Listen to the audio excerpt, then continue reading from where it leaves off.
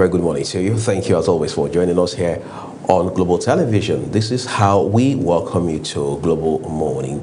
This midweek Wednesday, incidentally, is that point where you have to look back at the last few days of the business week, and they use that as a basis to project and realign as you re-strategize for the next couple of days in the business week. I am Uyi Agmofwegbe. All right, thank you. Good morning, Uyi. Good morning, Ramsey. Good to see you. Once again, we're here.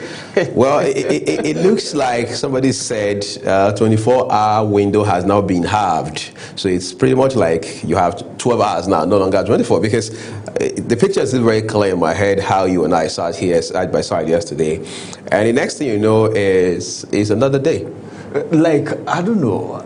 Are we having, I don't know, well, I'm not a very good geography student, but then I know that while I was leaving the house this morning, right, it was still dark. Unlike before, at least I should be able to, but it was still dark. So I was thinking, well, I just slept now. Why am I waking up now? Even though I had to sleep very late, I think past 11 also. But then I woke up and I was like, places are still dark, and I looked at the time and I was like, oh, something is happening. Right. The day is running very fast. It is. I remember growing up, for example, it was natural, and it was expected that you would determine what time of day it was on the basis of how bright or dark, the time had been. But these days it doesn't work like that. I'll give you an example. So you're getting off work, for example, at the end of the day, it's past 6, and you step out, you realize that the whole place is dark. It's already almost 8 o'clock.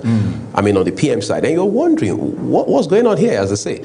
But it's just to say that there has been a lot of change in geography. Of course, we've seen climate change. We've heard about, for those who are very vast in the field of sciences, what has happened to the ozone layer, how that global warming is real, and then the earth or the environment as we know it, the ecosystem, right, is no longer what it had been. And that's the reason you see even farmers, when you speak with them at a close range, they tell you that this is not what agriculture had been some 20, 30, 40, 50 years ago. But again, we must find a way to align and realign ourselves with today's reality and continue to push the frontiers. I think that's very true. Well, as it is, the climate change, the environment is responding to the climate change rapidly, and that's the reason we're having some of the kind of changes we have today. It's midweek. This is Wednesday, and a lot of people, this is that day where a lot of people sit down and like, how was Monday like? Oh, Tuesday, how's Tuesday like? My to-do list, I skipped this one on Monday, I skipped this on Tuesday. Will I be able to meet up on Wednesday? Because when it gets to Friday, weekend is already knocking. Programs change from Thursday, actually, because it's just like getting into the weekend. Some people will tell you weekend starts from Friday. But all the same, it's good that we are all here today, and you are right there. We are pushing it together. But then, in all, I know it's a beautiful day. More so that you are connected to Global Television right now. Right. Well, today on the show, we'll be talking so much about Nigeria, our development politically, and of course economically as well. Speaking about the economy, by the way, President Bola Tinubu, as we speak, is in Ankara, the administrative and, if you like, political capital of Turkey, or Turkey, as they would like to call it. But again, was saying that the relations, bilateral and diplomatic, between both countries, that is Nigeria and Turkey, are, if you like, ramping up. They're improving. We understand trade between both countries also had improved, especially at the twilight of 2025, within the last quarter.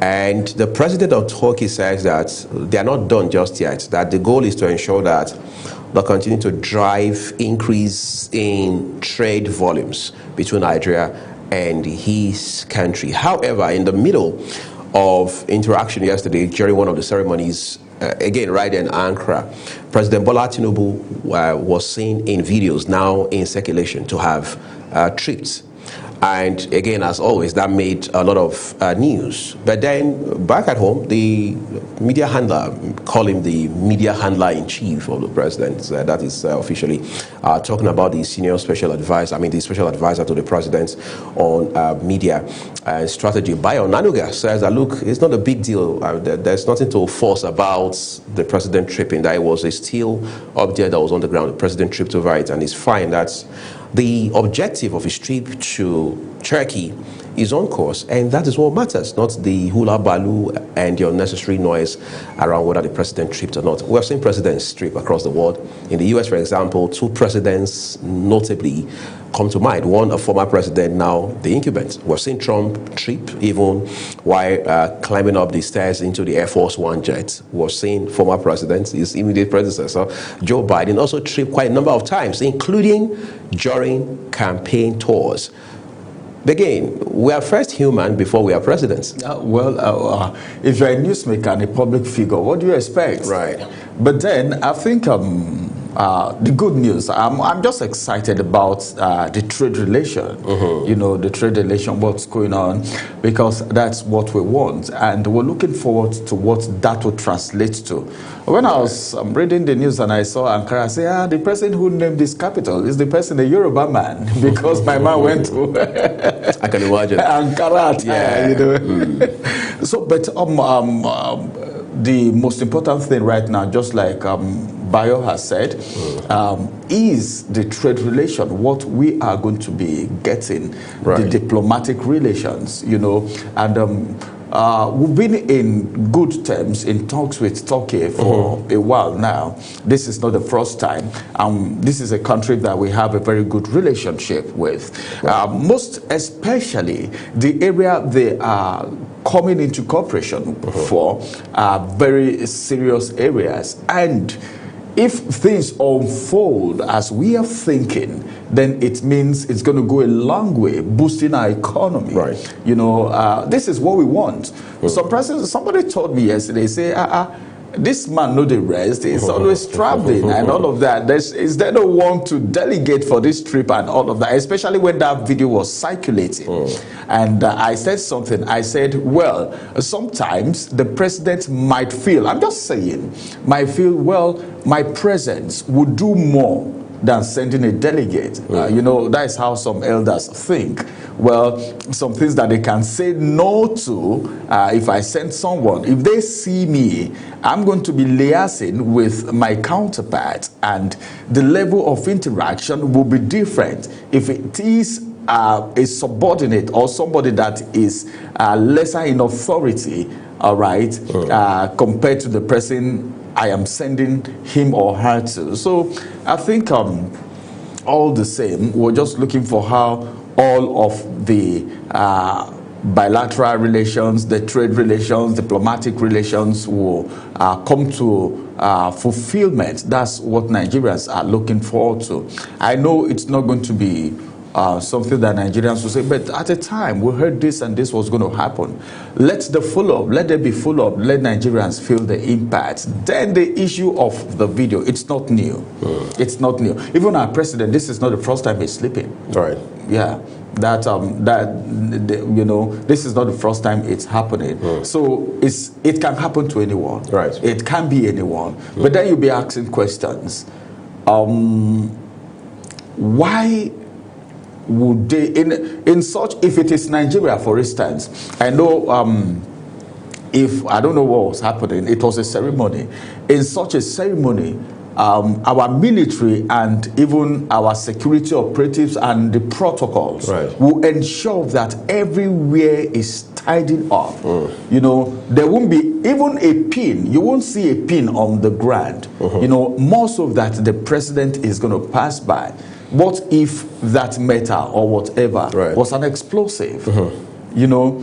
So whatever it is, but all the same, we thank God that no injuries, we've not heard that the president sustained injuries. And that's the most important thing. He has not sustained injuries, and we've not heard of anything like that. And the cause, what took him there is on course. He is minding his business and things are going on smoothly. But I want to say, talking next time, I think the place where inspections would be conducted by two presidents of great nations should be tidied up.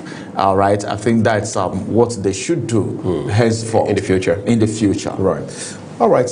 Again, we'll be talking about politics today. We'll also be looking at the monster today, popularly referred to as corruption. What are the factors driving this very disturbing trend? How much is it biting at national development, and what are systems, or if you like, measures being put in place to ensure that while it may not be realistic to expect you can expunge altogether corrupt practices, but the idea or the possibility of cutting it to its very barest. We're taking a break now. When we return, it will be time to talk a little more. Don't forget that we have inspiration up ahead for you. Stay with us.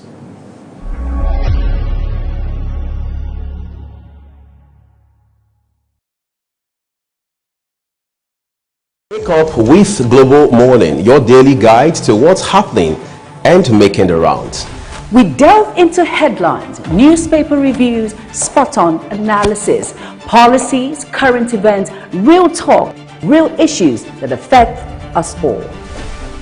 From the latest trends to the debate, every topic, every angle, Global Morning is where it all starts.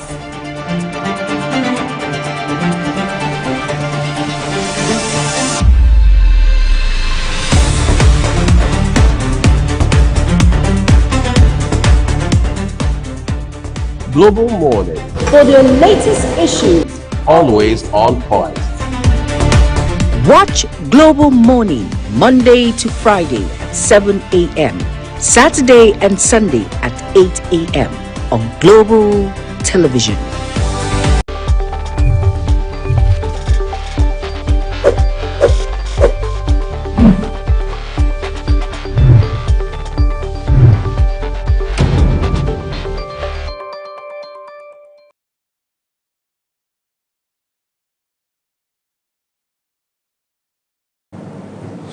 Now, the National Industrial Court again just ruled less than 24 hours ago, ordering the striking workers of the Federal Capital Territory Administration to get right back to work. Now, the court is very clear. The court says, look, we can't have it both ways, which means you can't be on strike while the court is hearing this matter. Therefore, you would have to go back to work while we'll continue to adjudicate on this case. We understand by at the twilight of yesterday, the gates had been opened to the FCTA, that's the Federal Capital Territory Administration Complex.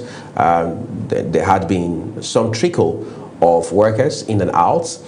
We understand that today things are likely going to pick up with more workers reporting for work as the matter continues to be in front of the Georgia, the National Industrial Court. The Nigerian Labour Congress, the NLC, especially its president, has now responded, saying that the court failed, by their own assessment, obviously, to look at the injustices that had been done to the workers. It also says that it is such that it cannot endorse that order by the court. In other words, the workers are not under obligation to, if you like, comply with that order, which many now say can be chaotic, especially given that a competent court, no less than the National Industrial Court of Nigeria, has given that order. On the other hand, Minister of the FCT, as is characteristic of him, is also now spitting fire, saying that workers who do not report for work based on this order by the National Industrial Court stand the risk of very severe sanctions. So Global Television will have an eye out today, as always, to follow that development for you, so we can continue to update you as to how it is unfolding. Yesterday was a landmark of some kind, Ramsey. A court has now abdicated, ordering workers to say, look, you can't continue to be on the streets, so to speak. You've got to go back to work. The matter has not reached a closure yet. We'll continue to hear this matter. But the NLC says, no, this is not how it works. The court didn't look at the enormity of injustice that had been done to these workers, which in the first instance is the grounds on which this matter was brought before the National Industrial Court. Yes, number one thing, if it is legal, it is legal. And there is a process when a case is in court. Right. There is a process that needs to be followed. Now that it's in court, already the court have said, return back. We will treat your case. Your matter will be handled. But you need to return to work. Right. While your case is being treated. NLC's response for me doesn't make 100% sense to me as an individual, as a person. This is it. It's just like pushing the workers, all right, to do something that might contravene the law. Right. Because already the case is in court. That's right. The FCT minister so far have said, well, some people said threaten workers and all of that, but it's not a threat because already the court have said return to work. This is just like the FCT minister reiterating what the court have said. But the issue of enormity of whatever harm the FCT had done to the workers, the case is in court already. The best place to put this forward is the court. And they have a very strong counsel. Right. And he is somebody, we saw him in the news this morning. He is someone that, Michael Okpara, right? He is someone, Michael Okpara. He is someone, Barrister Michael Okpara. He is someone that knows what to do. But then, talking about this issue now, one of the things I saw in the papers, one of the papers today, that the FCT minister is ready to dialogue with the people. So the questions we would be asking is, how comes this dialogue didn't happen until now? Right. These are some of the questions, and these are some of the things that NLC should be holding to. I think you're making an amazing point. What, did you have to wait to get to court? To court. Must we protest before the right thing is done? Right. If we say this thing is wrong, we're working for you. I don't know, sometimes by the time people get into certain positions, they look at, there is a way they look at subordinates. Right. And sometimes you feel, where is NLC? How powerful is the industrial court? These are some of the questions Nigerians will be asking. What's happening to these people? The issue of promotion, the issue of allowances, the issue of a pension not being remitted. Right. These are major issues. For the issue of promotion, the exam that was taken, they said there were glitches. And this glitches was reported. It's internet, and we're talking about Nigeria here. Right. If you want to put Nigeria and the digital world side by side, you know where we are. I don't need to tell you. Nigerians know where we are. So there are glitches. We saw this thing happen even during JAMB, a major exam. So if these people say there are glitches, look into it. Some persons have been promoted, but these other persons that had glitches, what is the next way forward? This is something very simple. If we all drop our pride and get to the round table, it's something that can be talked about and sorted out. All right, amicably, without anyone even protesting, without anyone going to court. All right, there is a scenario everywhere now, but then the most important thing is, now that the case is in court, there is no need doing anything that will result to contempt of court. All right. All right, we need to keep it within the confine of the law. If NLC want to step in, like my guest was saying yesterday, they said one of the things that FCT filed in the court is that JOAC is not a registered body. And JOAC is saying, well, we are under NLC. Right. Okay, as they say, an affiliate. An affiliate of the NLC. Of the NLC. Right. All right. So I'm not surprised that the NLC president is coming in. We even heard that during the protest, NLC threw their wings behind JOAC.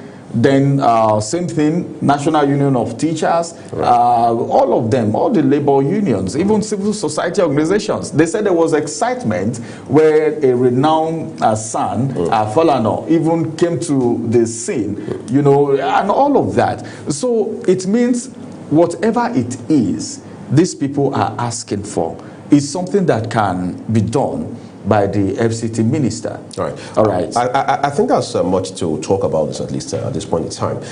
Our conversation, just to keep our viewers, bring you up to date, on Scale of Justice tonight, will focus on the legal standpoint of this matter. Of course, we understand under circumstances such as this, government will talk about no work, no pay policy being activated, and workers will also invoke their rights based on labor laws and international best practices. So you don't want to miss Scale of Justice later tonight. We'll take a quick break, but we want to join Ramsey Enoch Agbo to bring you some inspiration quickly.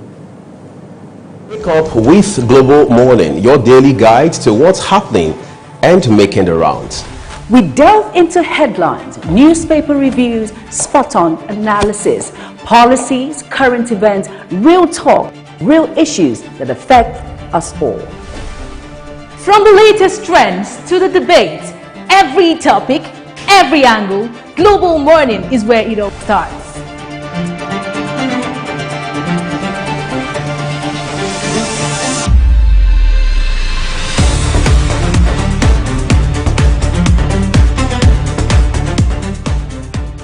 Global Morning, For the latest issues, always on point.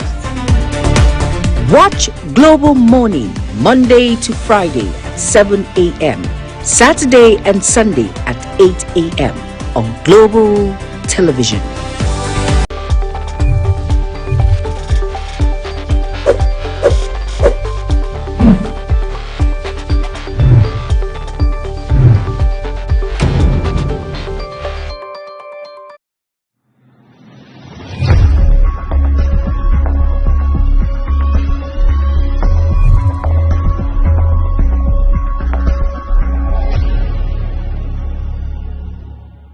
Well, my name is Ramsey Enoch, and it's good to have you join us today on Heart to Heart Inspirationals.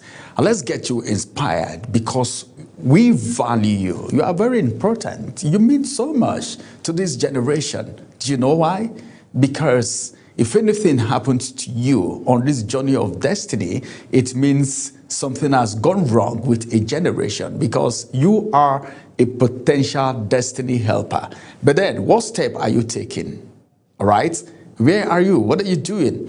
My name is Ramsey Enoch Agbo. Small steps still move forward. We love big breakthrough. A lot of people want to be big men overnight. They just wake up overnight and they want to be big men, not knowing what it takes to be a big man, to be a big woman. Breakthroughs are things that we are supposed to enjoy, but then, does it just fall from heaven? No. One thing we need to understand is that there are things we need to do to really be successful in life. How much work are you putting into yourself?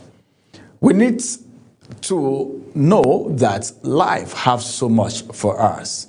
The truth is this: we love big breakthrough, yeah, that's true, but we underestimate small obedience. Small obedience. And that's the reason you see a lot of people make resolutions and they don't keep to it.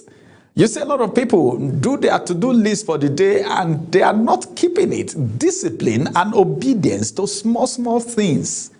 You know, little foxes that destroy the vine. You may think those things are small, they don't matter. But then it makes you accelerate. It makes you move forward in life. We celebrate overnight success, but ignore daily discipline. How many people are disciplined today? Even CEOs, they are not disciplined today. A lot of people are not disciplined today. Business owners are not disciplined today. A lot of people have eaten their capitals. Yes, a lot of people. I know of people who ate their capitals. Some even went into debt. These are people that were making millions. I know. I'm not talking abstract. These are people that I know. Where are they today? What happened? Discipline. I've even walked to someone before to say, hey, come on. Do you know what? I know it's your business. I know it's your company. I know you are in charge. But then, instead of just putting your hand into the business money and taking out of it every day, place yourself on salary. Be a salary earner. Let the business pay you. Oversee it. Let it pay you. You don't just wake up without discipline. Oh, you have a need. Bam. Accountant. Yes, sign this check. No. It's not done. Discipline is very important. If you want to be successful in life, if you want to make progress in life, discipline is very important. Not just discipline alone. Obedience and discipline go hand in hand. All right. You need to be obedient. All right. And you need to be disciplined. Yet, I want to let you know that nothing great happens suddenly. It happens consistently. Consistency is key. Whatever you're doing. Okay, let me give you an instance. Why do you think anywhere you go to look for a job, whatever you want to do, people look for someone who have experience? Because the more consistent you are on a particular thing, the more professional you become.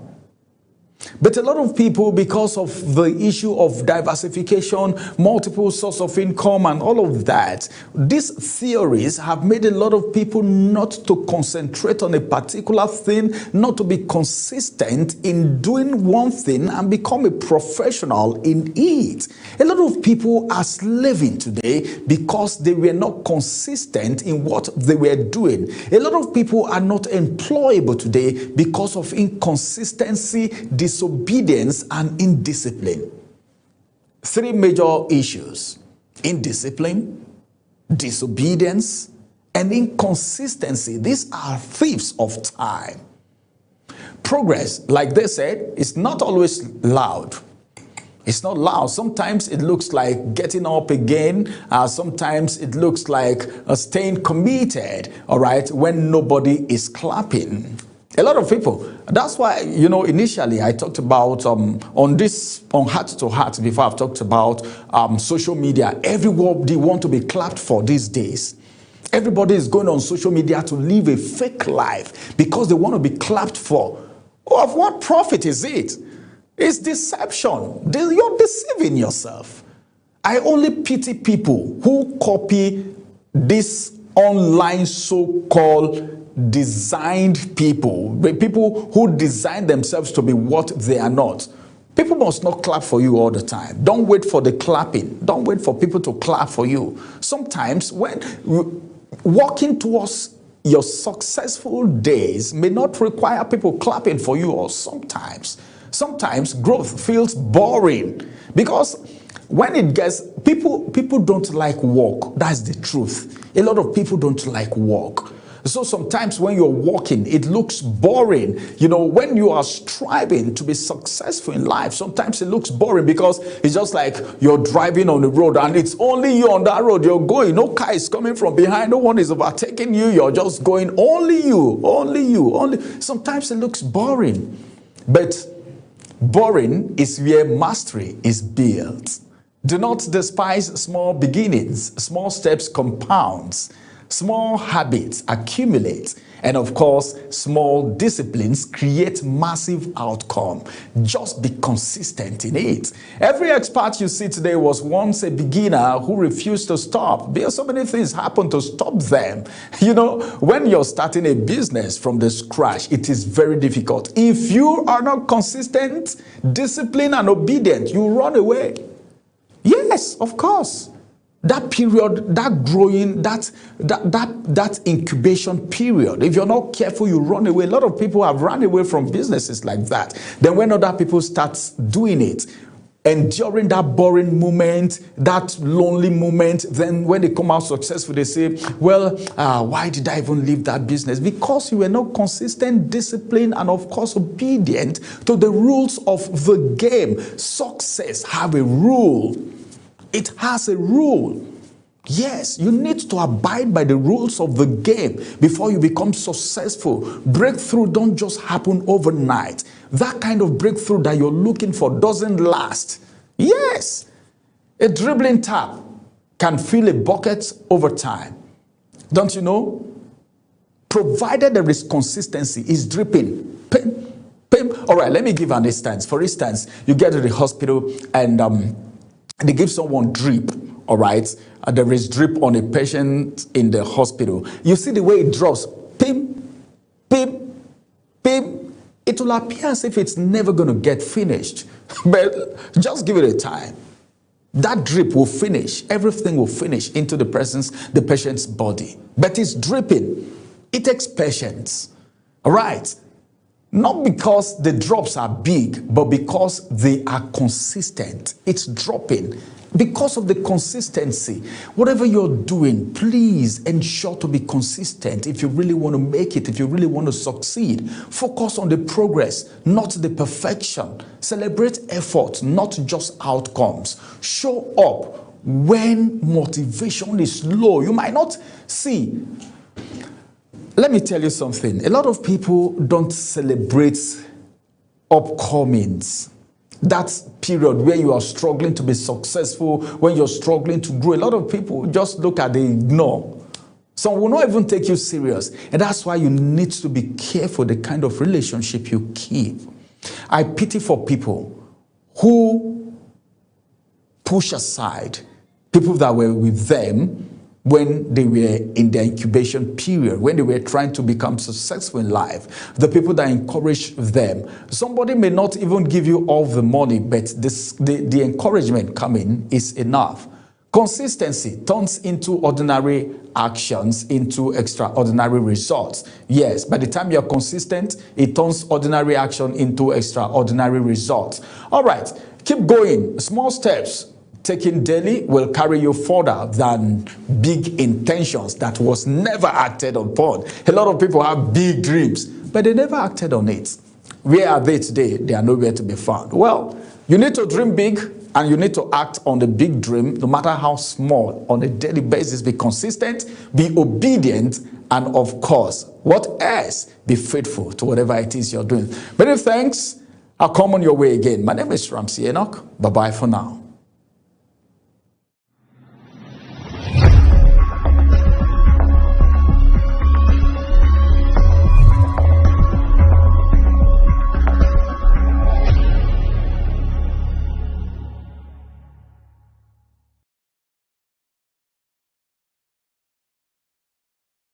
Wake up with Global Morning, your daily guide to what's happening and making the rounds. We delve into headlines, newspaper reviews, spot-on analysis, policies, current events, real talk, real issues that affect us all. From the latest trends to the debate, every topic, every angle, Global Morning is where it all starts.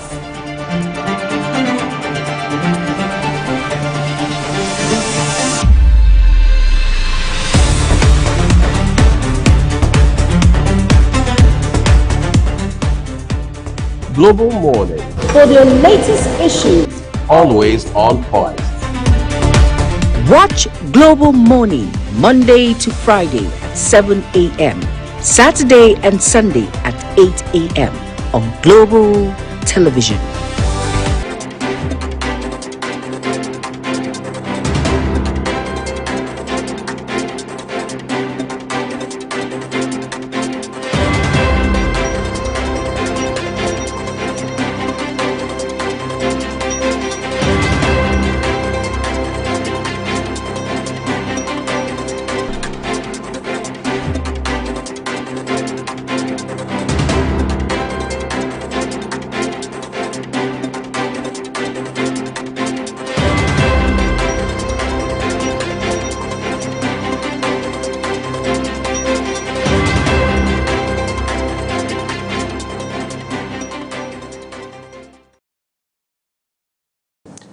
It's now time for us to take you through the national dailies. What are the papers saying?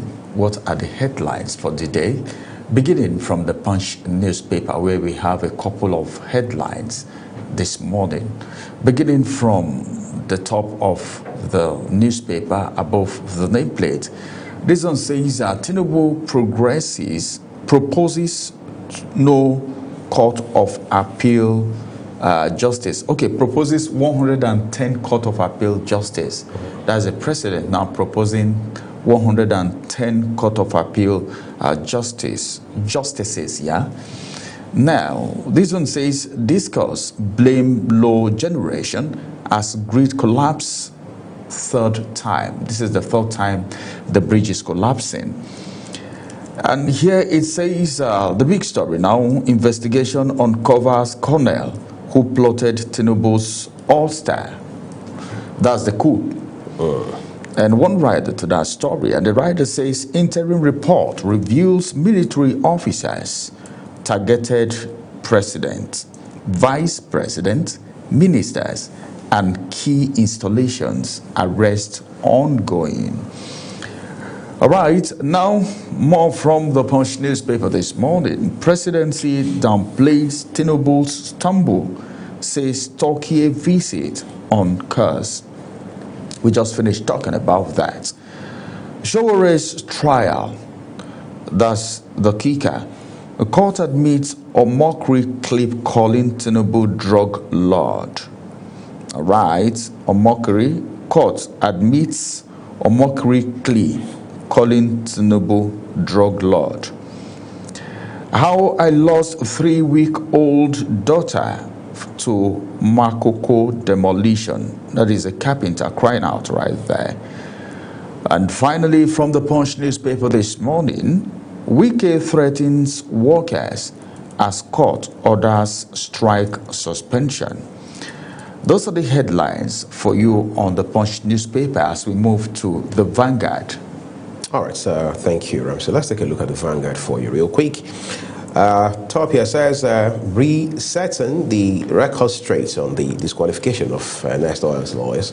Then, just beneath the Vanguard, 2027 polls won't be decided by incumbency, Rider, Atiku, Obi, Aregbesola, others. That's on page 8 of the Vanguard newspaper today. We understand there was a book launch yesterday authored by the National Publicity Secretary of the African Democratic Congress, that's the ADC, where these politicians, the topmost of them from the opposition, found an opportunity to also speak to some of these issues. All right? Still on the Vanguard newspaper, LCCI, that's Lagos Chamber of Commerce and Industry, others lament losses as national grid collapses again. Customs duty violation, courts orders forfeiture of private aircrafts to federal government. All right, what's more? It says here World Bank offers $250 billion procurement window to Nigerian firms on page 19. Federal government, northern leaders, lawyers differ on amnesty for terrorists.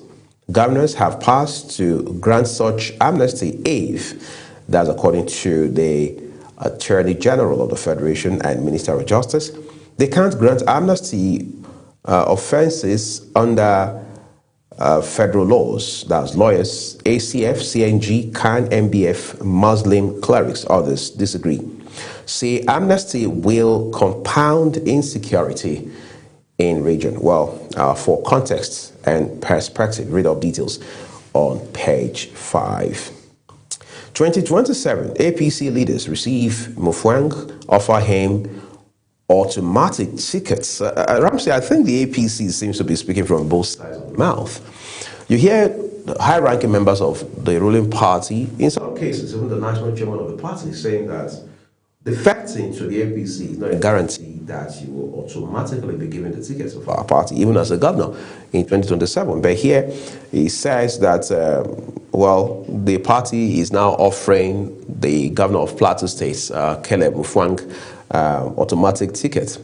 Let's not believe that it's for select governors, maybe not for all the governors, but just thought we should put that on record. All right? Details are on page 13, everyone, by the way. Osun local government tenure disputes Adeleke APC trade words.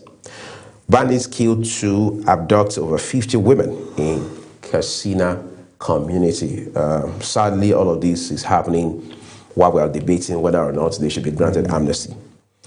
Federal government raises 501 billion naira from bond markets to settle Genco's debt. That's debt owed to generation companies within the power sector. Those details are on page 20. Ankara, despite fall, Tinubu's in great shape, according to presidency. Sports, Adikboju, Lawal hail Super Eagles' new team spirit on page 39. Please read up all of these details on the Vanguard newspaper today. Next port of call is the Nigerian Tribune. All right, thank you. Now to the Nigerian Tribune. By-election, that's the kicker. Fubara refutes allegation of supporting ADC candidates. All right, this could be one of those gimmicks again. A CBN rejects a 4.9 trillion OMO bids to tighten liquidity, stabilize yield. Nigeria's new economic model under Tinubu to drive higher GDP figure. This is coming from IMPI. Industrial Court orders FCTA workers to suspend strike. Nigeria consumes over 2.5 billion liters of sachet water annually. This is federal government. All right, so if you're in that business, congratulations. While we are offering sustainable livelihoods to illicit cannabis growers, NDLEA is the one saying that. Tinubu stumbles in Turkey, no cause for alarm. That's coming from presidency. And one writer to that story, it says, explain he stepped on a metal on the floor, lost his balance briefly. As he holds talks with President Erdogan, protest rocks Onitsha over main market shut down. I won't write it to that story, and it says Soludo deploys security operatives to enforce order. Anambra lawmakers back governor, say state loses 19.6 billion naira every Monday. That's not a good one. And of course, finally, from the Tribune, we'll look at the Star story there, which says Tinubu seeks 110 justices for appeal court, 90 for federal high court. Two writers to that story proposes electronic visual transmission of court proceedings in amendment bill. Right. The second writer says that once Oyewole confirmed as justice of the Supreme Court. Those are the headlines from the Nigerian Tribune for you this morning. All right, let's take a look at the Sun newspaper. That's the Daily Sun. All right, I just sent the name masts. It reads, Court strikes out Kanu's motion seeking transfer from Sokoto prison. What more do we have? The Sun Awards, you see, Bannery expressed gratitude. And then there is the Star headline with two writers, Atiku Aregbesola knock Tinubu. His government worse than military dictatorship, former VP. Governors can't save presidents, APC in 2027, ex-Osun governor. Why we are offering sustainable livelihoods to illicit cannabis growers, Marawa. Strike, I won't succumb to blackmail, Wike. The writer tells us, all case 12 billion naira for January salaries threatens to sanction any worker who refuses to resume work. Tinubu asks Senate to approve 40 more Court of Appeal justices, 20 for High Court. Seeks amendment to Federal High Court Act. Kaduna bandits raise ransom to 250 million naira, 20 motorcycles to free 166 worshippers on page 24. What's a very disturbing transaction that we'll find in here? 250 million naira on top of all that, 20 motorcycles. And you're asking on what basis, and does that basic even have logic in it? But again, it is one of the reasons the debate about whether or not to grants amnesty to bandits and other such criminals has now become a front burner issue. Well, I'll read off those details from the Daily Sun newspaper today. Ramsey has headlines for us from the Nigeria Blueprint. All right, let's quickly look at the Nigerian Blueprint and see the headlines that we have, beginning from the Star story. With 501 billion naira power debt bond fully subscribed, federal government closes first tranche of 4 trillion naira issuance program. Some writers to that story. The first writer says it's decisive reset of electricity market that is coming from Virgin. Then confidence restored will unlock investment. This is coming from Additional. And right here we have this one which says 2027 Nigerians ready, ADC in competition, not cooperation. That is Bolaji Abdullahi. Still in connection with the book launch that brought together stakeholders from the coalition.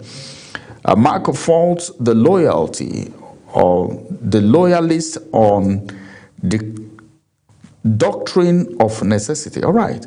Why I wrote the book? This is ex-minister talking. Again, Kano's transfer bid from Sokoto prison suffer setback.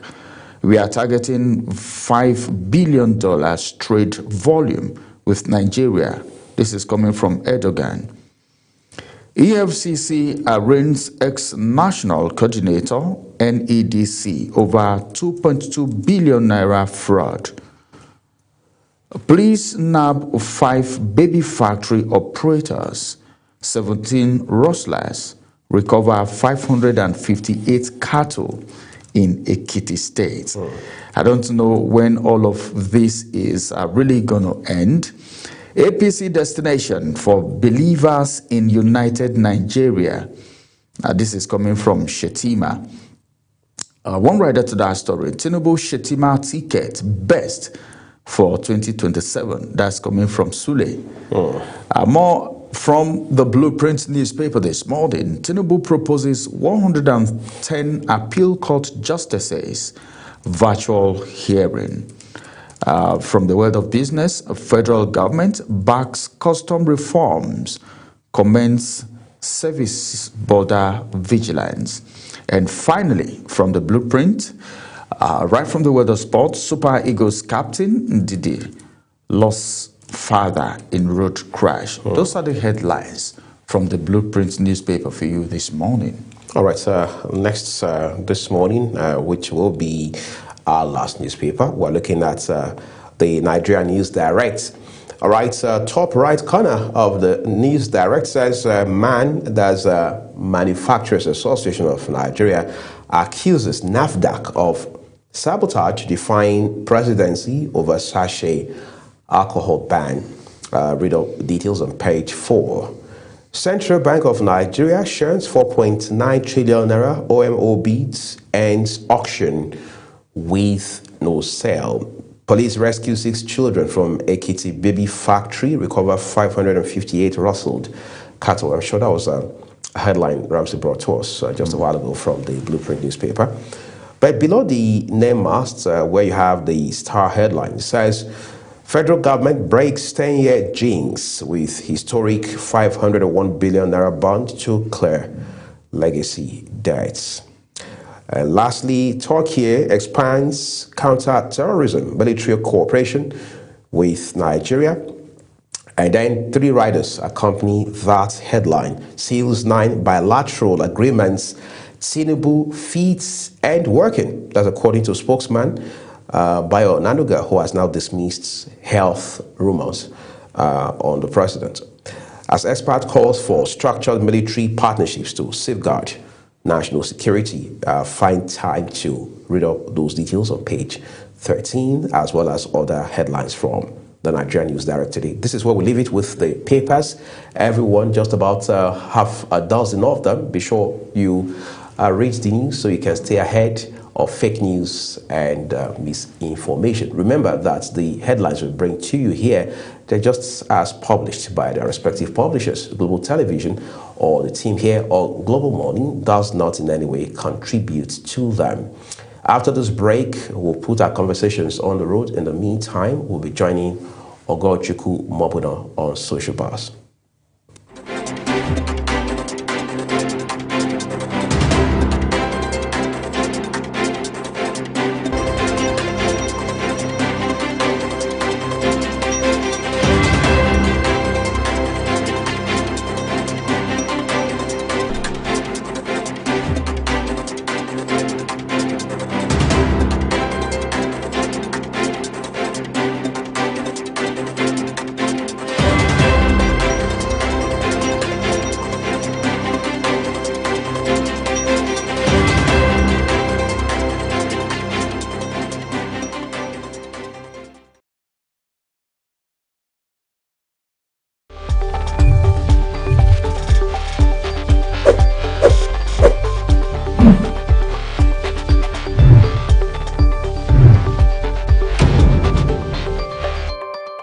Wake up with Global Morning, your daily guide to what's happening and making the rounds.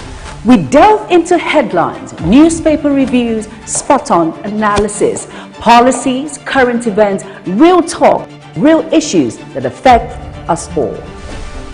From the latest trends to the debate, every topic, every angle, Global Morning is where it all starts.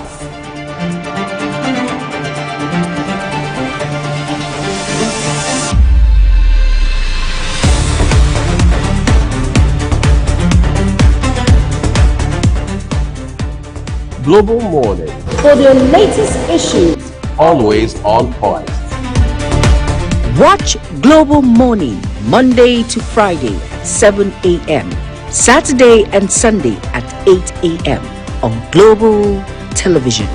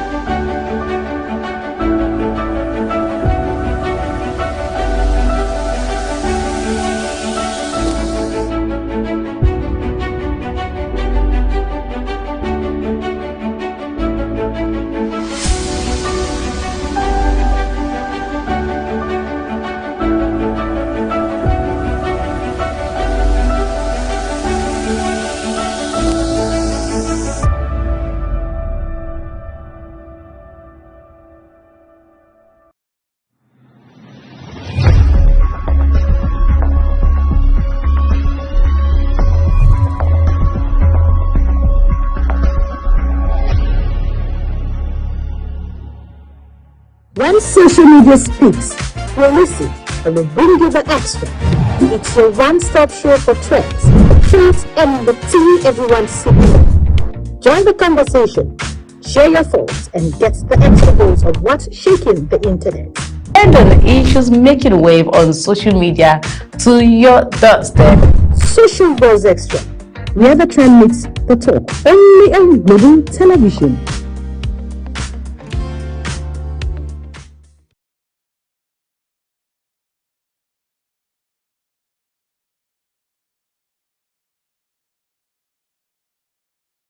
Global Morning crew, and good morning to you Nigerians and our viewers all around the world. I am Ogot Kumobna. It's another day to look at what's buzzing on social media. We have a lot of stories, but for the sake of our time, we'll be taking just one. So this one concerns the FCTA. The Industrial Court has ordered FCTA workers to suspend the ongoing strike. Justice Emmanuel Sobolim of the National Industrial Court has ordered the striking workers of the Federal Capital Territory to suspend the ongoing industrial action pending the hearing and determination of the originating summons. Justice Sobolim gave the order while ruling on an application filed by the Minister of the FCT, Nyesom Wike, seeking an order compelling the striking FCTA workers to return to work. The FCT minister sued the president and the secretary of the Joint Union Action Congress, GUAC, over the strike. In the ruling delivered on the 27th of January, the court held that industrial action, even a strike, must be suspended when the dispute has been referred to the National Industrial Court. According to the court, though the FCT Labour Force has the constitutional right to embark on an industrial action, such right is not absolute, referencing Section 18(1)(b) of the Trade Dispute Act. Justice Sobolim stressed that in a trade dispute, workers could not embark on a strike over a matter already referred to the Industrial Court for adjudication. He held that in a situation where the workers had already commenced a strike over a matter that is in court, such action must cease. Subsequently, the court ordered the protesting workers to immediately suspend their strike and report to duty. The court adjourned till 25th March of the hearing. All right, that's what happened yesterday, and everyone on social media, I must tell you that everybody's carrying this particular issue and they are talking about it because they feel like the FCTA workers, the government or the court is not even letting the FCTA workers do, what they are supposed to do, like carry out their protest, and they don't like the fact that they stopped them. Well, the industrial court has right over the workers, and they are saying stop. But if you refuse to stop and anything happens to you, I don't know which court you want to go to, because that's the court you are supposed to, go to as a worker. So what exactly should they do? Should they really stop or go ahead? Although some persons are saying, please let's continue with the protest and not, give way to this kind of, plea from the court. Well, let's take a look at some comments from social media as regards this topic, and let's see what people are saying.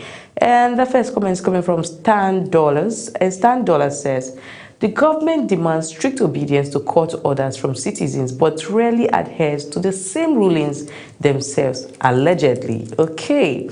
All right. The next one is from Uncle Echo, and Uncle Echo says, so the court can no longer make judgments like the minister should make immediate payments of the salaries of the workers. Which kind order be that? Does the law of Nigeria support non-payment of workers' salaries? All right. Of course, the law doesn't support that. Okay. All right. The third comment, it's Gist with Dami, and Gist with Dami says, and he adjourned till end of March. It shows the judgment is not in the best interest of the workers, and that is sad. Okay, those are the comments we have for you today on Social Buzz here on Global Morning. And of course, I'm not alone in the studio. I'll be doing this with Uyi Agbomofuegbe. Good morning, Uyi. A very good morning to you, Agochukwu. Incidentally, you have never been on strike, so... Who said so? Well, to the best of my knowledge... ASU. You were not the one striking, even though it was impacting your studies at the time. Of course it did impact my studies. And we carried placards, we walked around school, but to no avail. Can you imagine? We all went home and rested for a few months and returned again. All right, this one concerns FCTA workers, and they are saying enough is enough.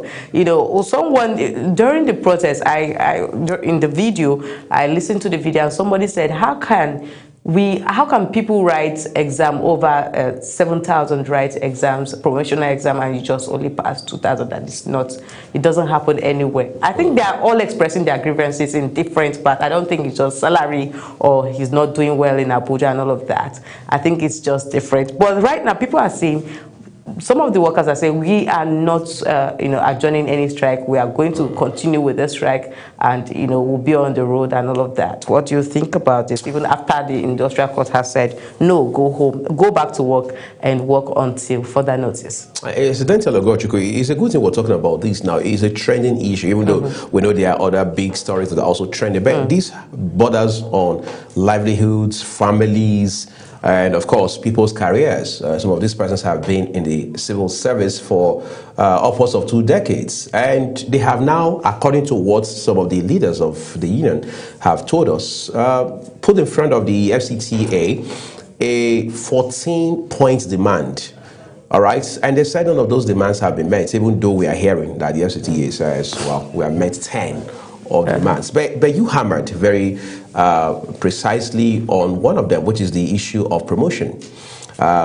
Quite a number of people, in some cases, we've heard 7,000 writing the exams, and just a handful, maybe 2, they said, passed the exams. Is there any truth in that? If, with a big if that's the case, by what metrics were they assessed or evaluated? It's very good to ask that, because I remember back in the day in the university, we had this lecturer who just, this was first year, going into second year. First semester, second year, comes to into the hall, the lecture hall, and says, look, more than half of you failed my course. And then he walks away. So how did they evaluate you guys? Well, I was not even moved. Don't move me. I was not moved. But again, with the benefit of hindsight now, I look back and I'm asking myself, did that lecturer even realize that many years ago when he walked into that class and said those words to those young people, that he was putting himself on the spot, that he was indicting himself, that he was being on trial? Because it will place a question mark as to your competence in lecturing. How did you teach them?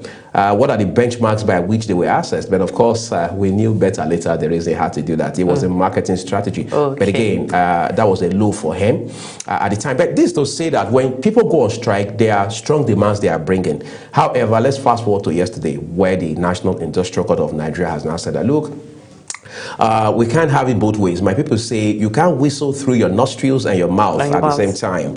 All right, so you've got to go back to work while we continue to hear this matter. It's not to say that there's closure, but we will continue to hear this matter while you go back to work. But that again has not, if you like, calmed tempers much, because on the one hand, the Nigeria Labour Congress that has now thrown its weight behind the workers in the Federal Capital Territory Administration says that, look, that court order was not fair to the workers because it didn't take into cognizance the injustices that had been meted out to the workers. That's on the one hand. On the other hand, FCT Minister, some people say, well, he threatened, has said that as it stands today, monies have been released for January salaries. Therefore, workers have no reason not to go back to work. But again, that raises the question of, was salary payment the only issue they raised? Were those issues even about January salary in the first instance? And he says, for those who refuse to show up for work, as ordered by the National Industrial Courts, there will be severe penalties for them. So, Ogochukwu, all eyes on the FCTA workers today. Let's see how they return to work and how many of them will report for duty. Of course, we are looking forward to that developing story and seeing if they would all return to work. Although today the roads were busy today on my way coming to work, so I feel some of them should have returned to work. While if you don't return, of course, there is penalty. I mean, nobody wants that. Okay. All right, that's all we have for you today. Thank you so much, Uyi, for your contribution to today's topic. I really enjoyed today's topic. And yes, we'll be seeing you later on today. I am August Kumobno. Please stay with us as Global Morning continues. When social media speaks, we'll listen and we'll bring you the extra. It's your one-stop show for trends, truth, and the tea everyone seeks. Join the conversation, share your thoughts, and get the extra dose of what's shaking the internet. And on issues making wave on social media to your doorstep. Social Buzz Extra, where the trend meets the talk. Only on Global Television. Wake up with Global Morning, your daily guide to what's happening and making the rounds. We delve into headlines, newspaper reviews, spot-on analysis, policies, current events, real talk, real issues that affect us all. From the latest trends to the debate, every topic, every angle, Global Morning is where it all starts.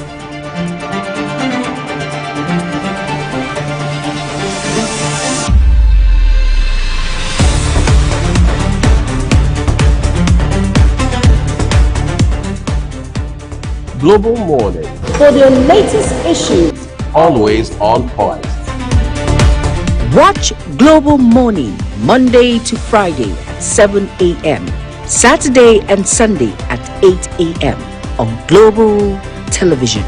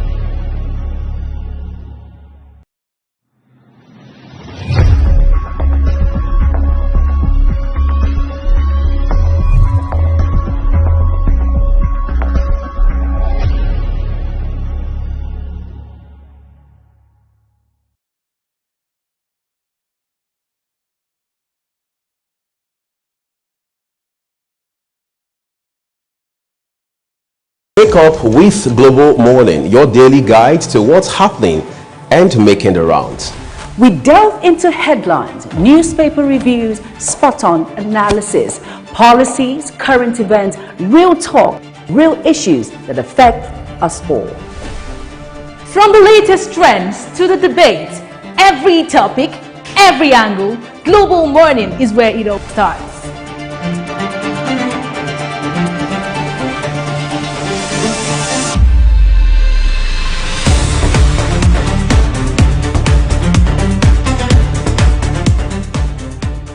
Global Morning. For the latest issues, Always on point. watch Global Morning Monday to Friday at 7 a.m. Saturday and Sunday at 8 a.m. on Global Television.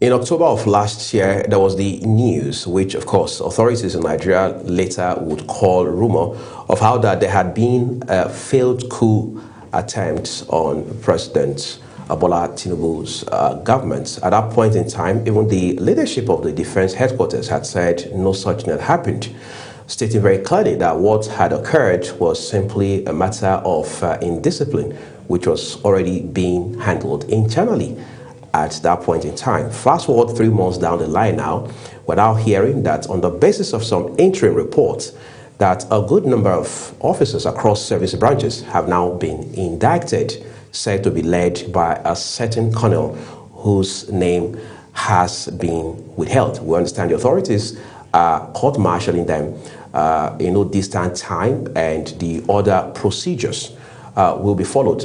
In the middle of all this, we're hearing that the targets had been the president, his vice, some top ministers, and very critical national assets, including the international airport in Lagos. What exactly should we be learning from all of these? What are the implications for national security? Because this, again, is one of the biggest stories coming out of Nigeria at this moment. We're joined this morning by a retired officer in the Nigerian Immigration Service, who is also a lawyer and a socio-political analyst, Dr. Oke Ezeogu, to help us find some context and perspective in this regard.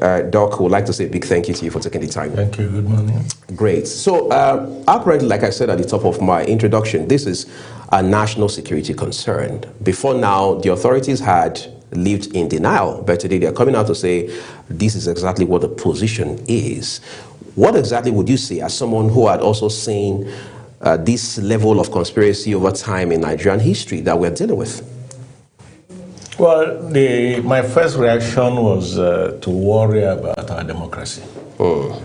Because over time we expected to have gotten to a level where we shouldn't be talking about military coup and then violent overthrow of government and all of that. Since 1999, we've at least how many years now? 27 years. 27 years, I mean, 27 years, yeah. So in 27 years, a serious-minded entity like Nigeria should have been counting their gains in terms of democracy dividends and all of that. But here we are, confronted by the same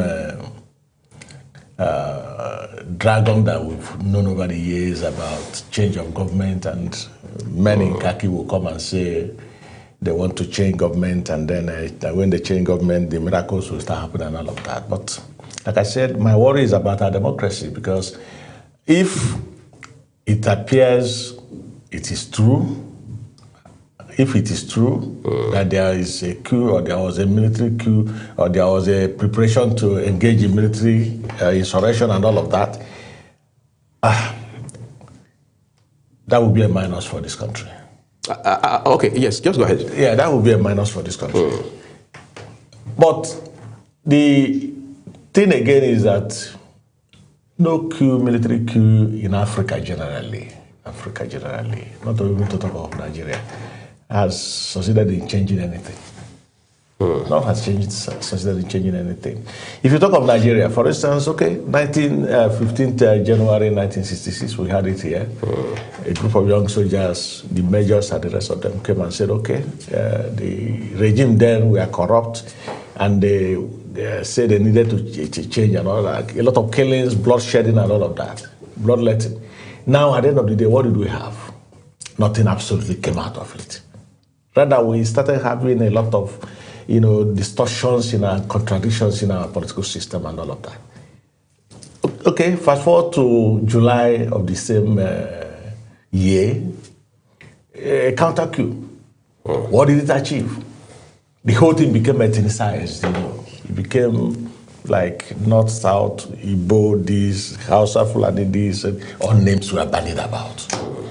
That's what it succeeded in doing. Now, in 1976, that was the Murtala Mohammed coup and all of that. Okay, fine. We had flashes of genuine intentions from government, flashes of reforms in the public service, flashes of reforms even in the military and the rest of them. We had flashes of that. But again, that again was the beginning of all the contradictions we have in the public service today, because of course, people were raised from nowhere, they became highly placed in public service. Juniors started jumping their seniors to head parastatals and the rest of them. That was what happened. But before then, we had the super permanent secretaries, people who were untouchable in public service.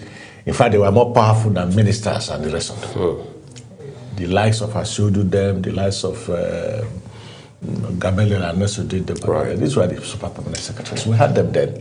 They were in charge of government. So when this coup, Murtala Mohammed's coup came up, what did it achieve? Like I said, okay, a lot of reforms, a lot of flashes of,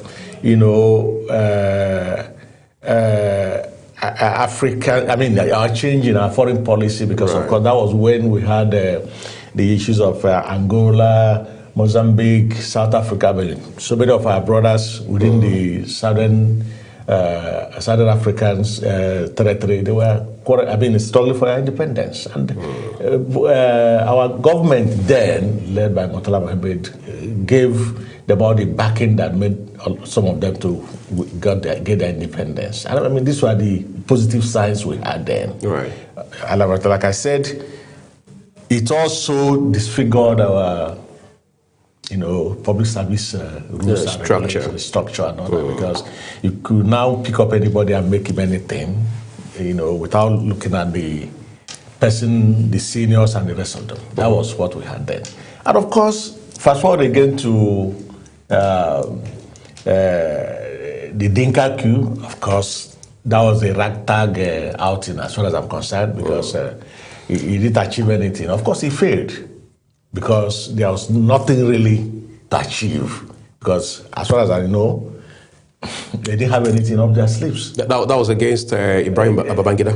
No, that was against... The Dinka coup, you were... No. The Dinka coup. No. The Dinka coup was against Murtala Mohammed. Okay, the Vatsa coup was against IBB. Yeah, the Vatsa coup was... No. You see, we had two segments within Babangida's time. We had the Oka. Okay, Gideon Oka. And that was the most brutal of all of them. Right.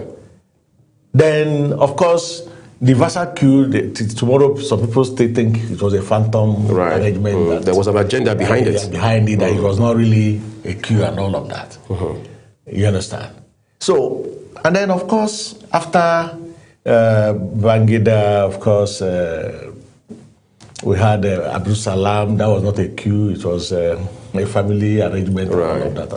So, and then, of course, we had Sani Abacha's coup. Okay? Now, one thing I must give to Sani Abacha's administration was that there was no doubt that the man actually had, his government actually wanted the best for the country. There could be some, distortions, contradictions here and there. Human rights violations. Yeah, a lot of things happened which nobody can explain. If he was alive, he would have been able to explain why some of our monies found their way out there. Right. But beyond that, there was stability throughout his regime. Beyond the abuse of human rights, which we saw, the killings of some human rights activists and the rest of it. Including the Ogoni elders. Oh yes, these were the minuses for that administration and all that. So, if you take it from 1960 now, what can you really say that military administration has achieved? Each time they overthrow a government. Nothing absolutely. I know Ramsey needs to latch onto this real quick, but I just want us to expand the narrative a little. We've heard things more like assurances and reassurances, especially during the time of former president, now deceased, Muhammadu Buhari, and now in the time of Bola Tinubu, the military top hierarchy. Assuring and reassuring those in civilian governance that look, the military will stay in barracks. They have no business interfering in government or in governance and what have you. One would have thought, like you mentioned, that all of these issues about coups are now in the past. But then, in this case, we are hearing that the motivation essentially was being disgruntled, some disgruntled elements in the army led by a certain colonel. Somebody actually moved this. Yes, you have established that schools are counterproductive, no matter what the agenda or the idea behind it is. Is it enough, Dr. Ezeugwu, for you to say because you're disgruntled, you're plotting a coup against a democratically established government?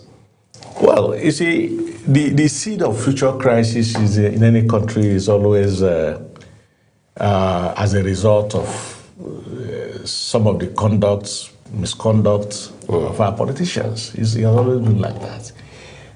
Because of the inordinate ambition of some of our politicians, we've succeeded in altering the work schedule of an average military officer in this country. Many of them are beginning to get more politically exposed than before.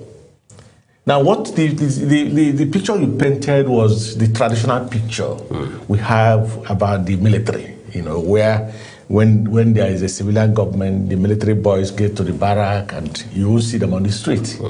Now, the politicians have succeeded in creating insecurity problem, security challenge. Security challenge in the country. And it's all over the place. Now, the police officers, policemen that are supposed to do that job of internal security have been overwhelmed. Now, government has gone to bring the military boys out from their barracks. And regrettably, even as I'm talking with you, do you know that Nigerian military officers, military boys are providing security to civilians, including people that you cannot explain what they do for a living. People of questionable character. Yes.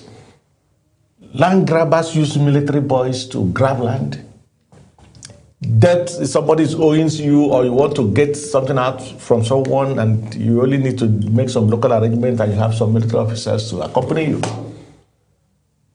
And in a situation where an individual, a civilian, who is not supposed to even near the military officers in any form, is now being escorted by 8-10 military officers, or soldiers as it were. The quantum of force that only major generals are allowed to have around them, we are seeing that quantum of force around civilians who you cannot identify that this is what they do for a living. You think that's an aberration? Oh, sure, it is. It is, because I'm not talking of political exposure. They have become terribly exposed out there. They are beginning to see things that they were not seeing before. In the past, if you are a military officer and you are in the mess and you are able to pay all your bills, they will question you. How did you come by the money you are using to pay all your bills in the mess? Today, military officers are having mansions all over the place. They're building anything, riding the best cars and all that, which if you calculate how much money they have been paid since they joined the military, it cannot buy a comfortable vehicle. You understand? So what I'm trying to say is that we have misdirected the duties of the military. And they have started seeing what they ought not to see by the quantum of money and the rest of them around politicians, because some of them are guarding politicians, some of them, like I said, are guarding ordinary fellows who are into anything. All right. And as long as that is the case, the inordinate ambition you're talking about, the disgruntled thing you're talking about, because for instance now, if you're a minister of the Republic and you have a group of soldiers around you or policemen, maybe about 10 of them around you, and then some people bring in some money for you, in Ghana must go, for instance. They are the ones that will ferry this money into the houses and the rest of them. And it happens.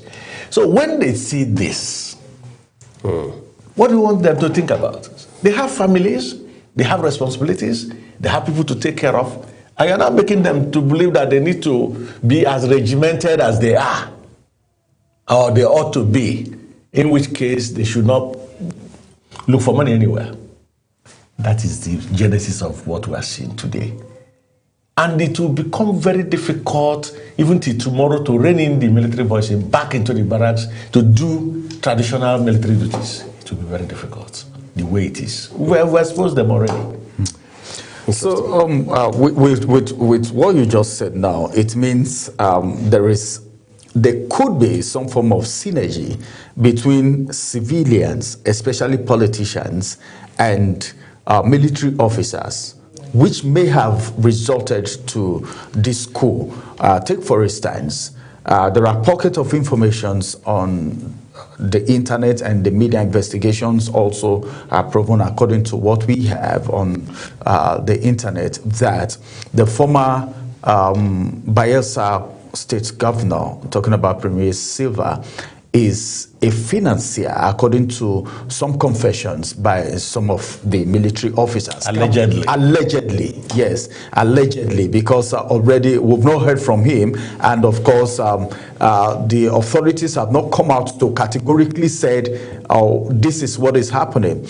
And with this your explanation, can we now say it would be possible, all right, for military to work in sync with politicians to carry out a coup? Is it a possibility?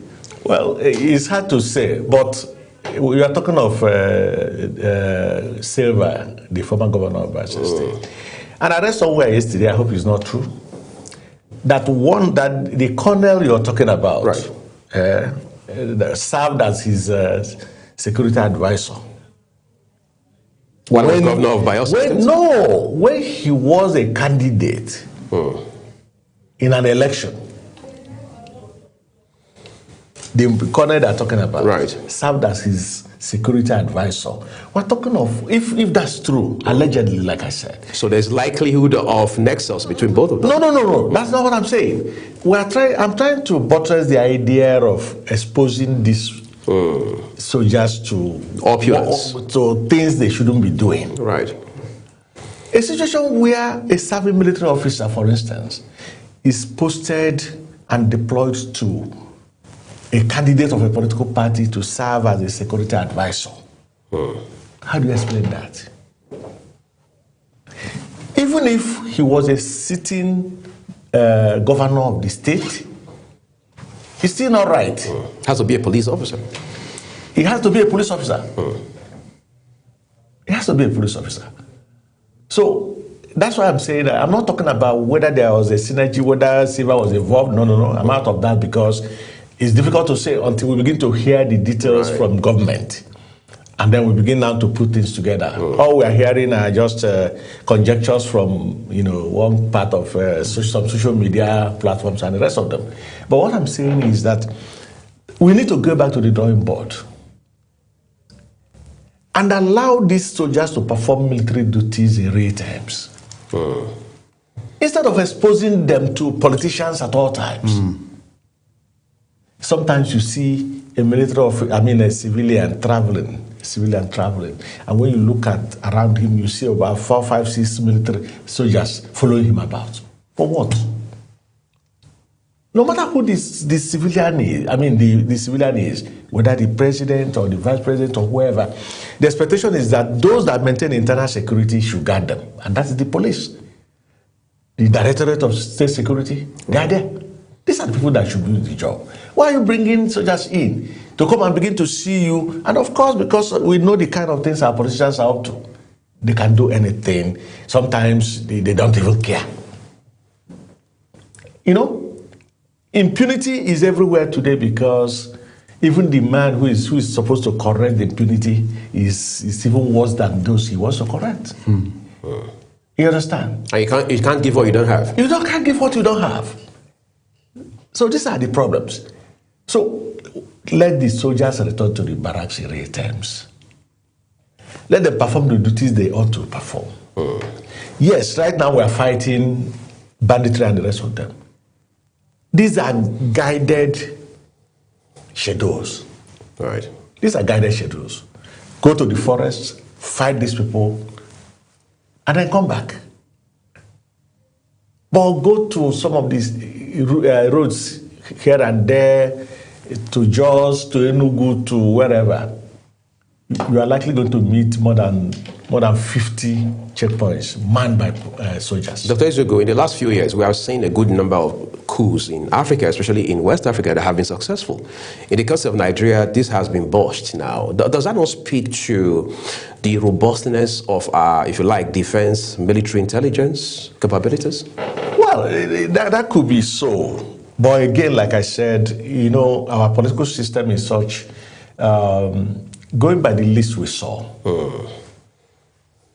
I don't want to call it anyhow list, but obviously it suggests that a part of the country is not happy with the administration. On the basis of that list? The list we saw, if that's correct. Right. That's what it suggests. But I don't want to believe again that it was a consensus among the political class and their soldiers that should happen. No. You see, coup plotting is an enterprise. It's like business. When you're going into it, you know the consequences. Right. If you get in there, you invest, is an investment too. When you get in there, if you succeed in overthrowing the government, you become the star boy. And everybody will pay allegiance to you, including those who are masquerading as Democrats today. Before the next 1 week, people are already lobbying, assuming there is a change of government in Nigeria violently as it were. Before 1 week, just give them a few days. The next thing you see, even those of them in the National Assembly, those of them who are serving as governors and whatever, will start lobbying for appointment in the next government. That's the way it works. And like I said, they become star boys. You now consult them. You now lobby them. You now, seek their friendship. But when it fails, you're your own. The best friends of yours. You take the brunt. Oh yeah, you take it. But you know the consequences before you get started. If it is true that there was a military, attempt to overthrow the government, those who are already in detention knows the consequences, and there should be no emotion or sentiment there. The law should take its course. Right. In real terms. Do you think there are take-homes from this coup, whatever it is that has happened, this incident, the whole incident put together, and looking at Nigeria as a country in West Africa, do you think there are take-homes from this whole scenario? Well, regrettably, the coup plotting appears to be to be fashionable this time now, because if you look around us, we had an attempt in Benin Republic. Right. Of course, we already have Mali, we have Niger, we have Burkina Faso, and rightly or wrongly, the Sahel group appears to be doing well. I don't know whether that should serve as an inspiration to others to attempt to do that. but the way it is becoming fashionable again. But it is not in the interest of our democracy, like I said. Right. Nigeria here, whatever is the reason or was the reason for these boys coming together to begin to talk about overthrowing the government, is always a wake-up call, because it sounds like a bell. Hey, come, this is that, because they will always have a reason, right, for staging it. So when they do that, of course, nobody should tell the government to take a second look at whatever is their grievance. Whatever they do as a result of that is a step forward in national development, as far as I'm concerned. What is the possibility, Dr. Ezeogo, that this will, as we have always saying, not be politicized? Because election is around the corner, 2027. We're talking about a coup, something that borders squarely on national security. And if this had gone successfully, it would have taken out a government that was democratically elected. As we have also seen a number of times under circumstances such as these, what are the chances that we won't hear politicians, especially within the ruling party, tomorrow saying that it was the opposition front that was behind this, and that then waters down the impact of the conversation?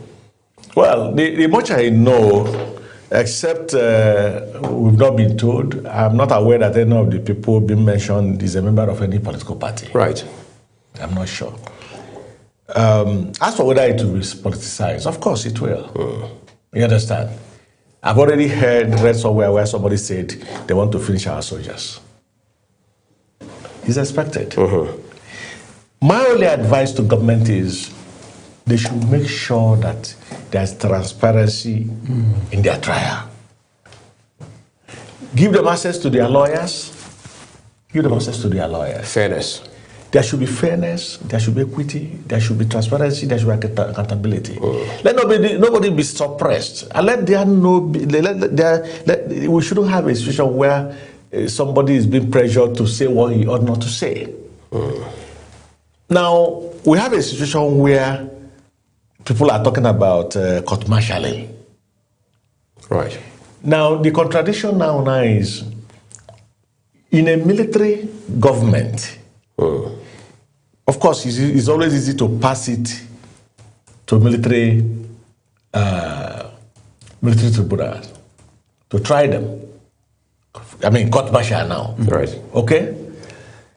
I am not too sure that you can say the same thing when it has to do with the civilian government, the civilian government. So, with that in mind, it's possible to suggest that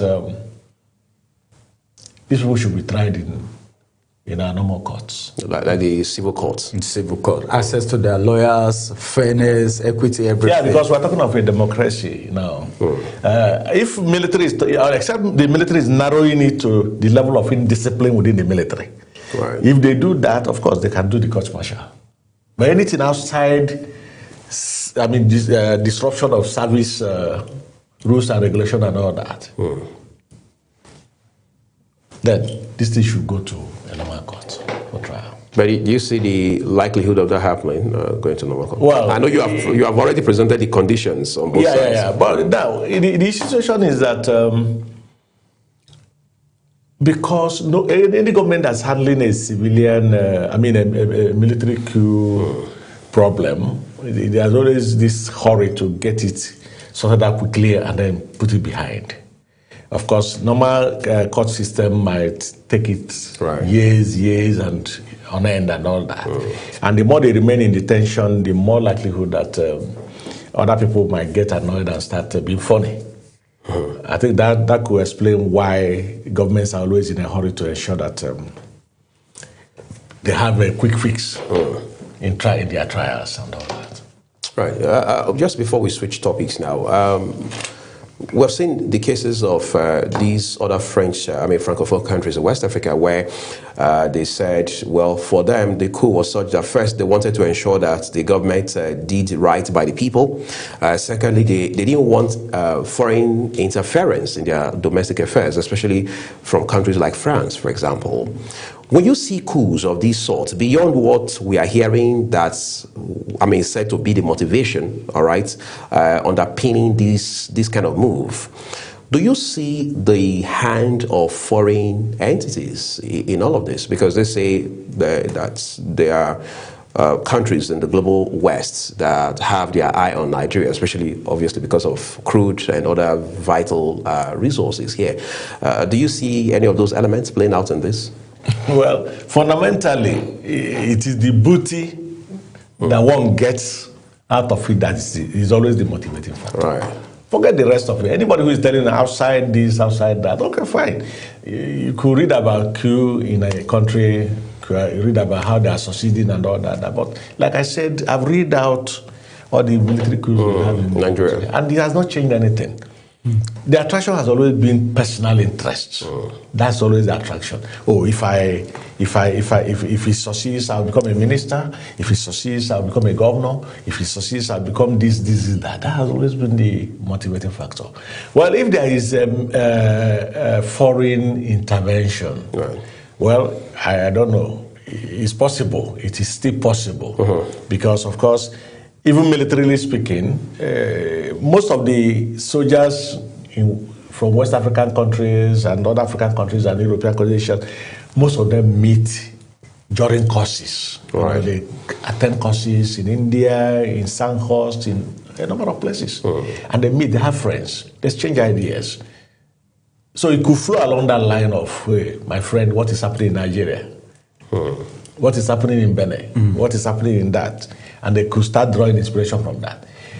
I'm not again saying, ruling out the possibility that an entity, a sovereign entity, a country who has interest in a country, and the country's resources could come and say, oh, come on, we don't want this government, we want our own.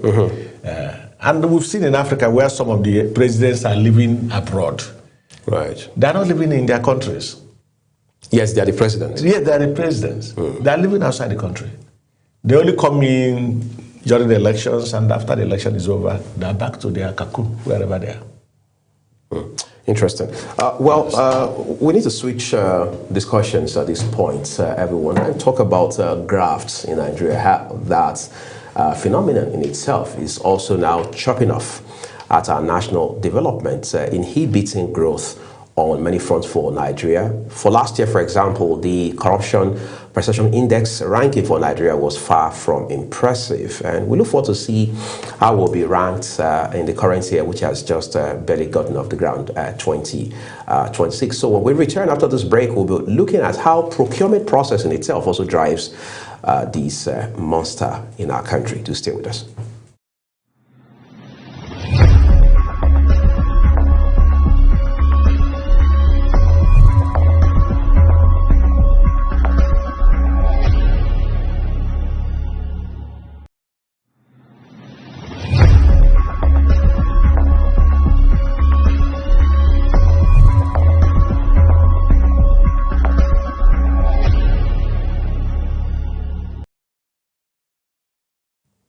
So, Dr. Ezeugu, I'm just going to read out something for you. At least that will help us get off on the right foot.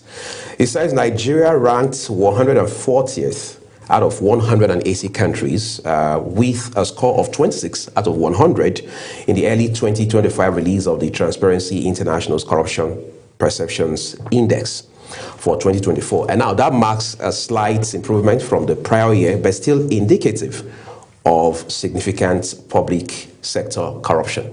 In Nigeria, when we have conversations around corruption, I think our focus is usually on the public sector, which is not far-fetched. When you look at Nigeria today, when we say anti-graft war, of course we have anti-graft agencies like the ICPC, the EFCC. These are all products of the law. Since 1999, we have had that fight coming. The FCC came on stream in 2004. ICPC had been in existence briefly before that time. Are we winning this war? We are not likely going to win the war. Oh, so beyond that, we are not winning, we are not likely going to win. We are not likely going to win. There are reasons for that. I'll tell you. In those days, I remember when I was in government, when you get to our office where we worked, you are likely going to see a situation where only 2-3 persons could own a vehicle. And these vehicles were rickety vehicles, not even the ones that... nothing spectacular. Nothing spectacular about them. And then because the red flags are always there. If you're a boss, all of a sudden, you see a junior beginning to live big, beginning to drive flashy vehicle, beginning to wear certain things that ordinarily he could not afford. It always alerts bosses to say, hey, come, watch this person, watch that person. And do you know that as late as 1994, 95, up to 98, if you buy a vehicle from whatever means, whatever source, you'll be afraid to take the vehicle to the office to park. You go and hide the vehicle somewhere. When you close from your duty, you go to the vehicle and go home. Because you are afraid somebody will ask you, how come? Right. Can we say the same thing today? We can't. People now flaunt, wealth, unexplained wealth, unexplained, and I'm serious about it. You see somebody who yesterday was a nobody who was not working, who had no job, who was just managing to climb a keke to go to somewhere. And then something throws him up. He either becomes a politician and he wins an election or he's appointed. And within a space of 4 years or 5 years or 8 years, you see homogeneous wealth all over the place. Of course, we are seeing some of them now. Without mentioning them, we've seen a situation where a Nigerian politician who was an ordinary fellow, and like I said, allegedly, because until the court decides his fate, he remains innocent. But if what we are reading and seeing from government notes and the rest of them is to go by, then we are seeing a situation where within 8 years, somebody who was living in 2-bedroom flat, and who had only a Corolla car, could boast of a university, could boast of property and assets 57 in number, and we're talking of 200 and something billion in a space of 8 years. Now, the problem is not that the person we are talking about is the only one that has done this. Right. Oh no, it's a lot of them. Why I'm worried that we can win this war is this. In some climes, same climes, if you have a baggage, you dare not contest your elections. You dare not contest your election. Your party might not even feed you. Yeah, the party will not feed you until you discharge that liability. When you discharge yourself, the court takes a decision on you and clears you up, then you cannot be fielded in an election. But we're having a situation where over 70% of our leaders have baggages that they have not been able to discharge. Nobody is saying they are guilty. But if somebody is having a pending matter before EFCC or ICPC or wherever, or any court, any civil court, for that matter, or even whatever, no matter the status of the court, the onus is on the political party sponsoring such a fellow to say, hey, come on, clear yourself. When you clear yourself, you can. But we're not seeing a situation where it has become fashionable now that you need to carry this baggage before you become even anything in this country. That's ironic. Yeah. So that's why I'm saying that it's not likely we're going to win the war. The moment the government of the day, for instance, wake up tomorrow and say, gentlemen, you have this baggage, you have that baggage, you have that baggage, you cannot win this election, you cannot be fielded in this election, clear yourself and all that. It sends a straight positive signal downstairs, downwards. And people who are following them will start getting more careful. Knowing fully well that if they get engaged in any of those things that they're talking about, they will not be fielded. Their future stops there. Political future stops there. But can we say the same thing now? We can't. But at what point did we miss it, really? Because there's a broken link here, evidently. Yes. The point is, you see, it's difficult to say. Because, you see, at a time in this country, the youths were very active in their thoughts, in their conduct, in everything. They were active. I remember when as a student of the University of Ife, you know, we are all activists in real terms, you know, talking about confronting government, you know, trying to tell government that this is right, this is not right, and all that, and all that. And we were not afraid of anybody. You understand? Now, unfortunately, the youth today are as vulnerable in terms of corruption as any other group of persons. Because if you go to NANS now, I'm sure you could be having up to 2-3 factions of NANS. You couldn't get it done like that during our own time because for you to be seen with a governor, you've lost the election. As an executive of NANS.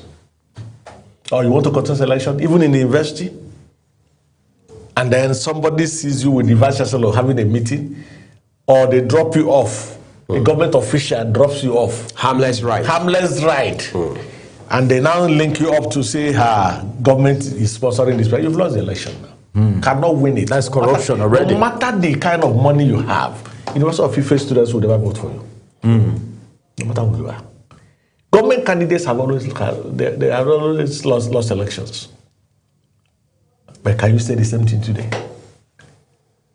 All you need to do, what they do, and of course they know how everybody.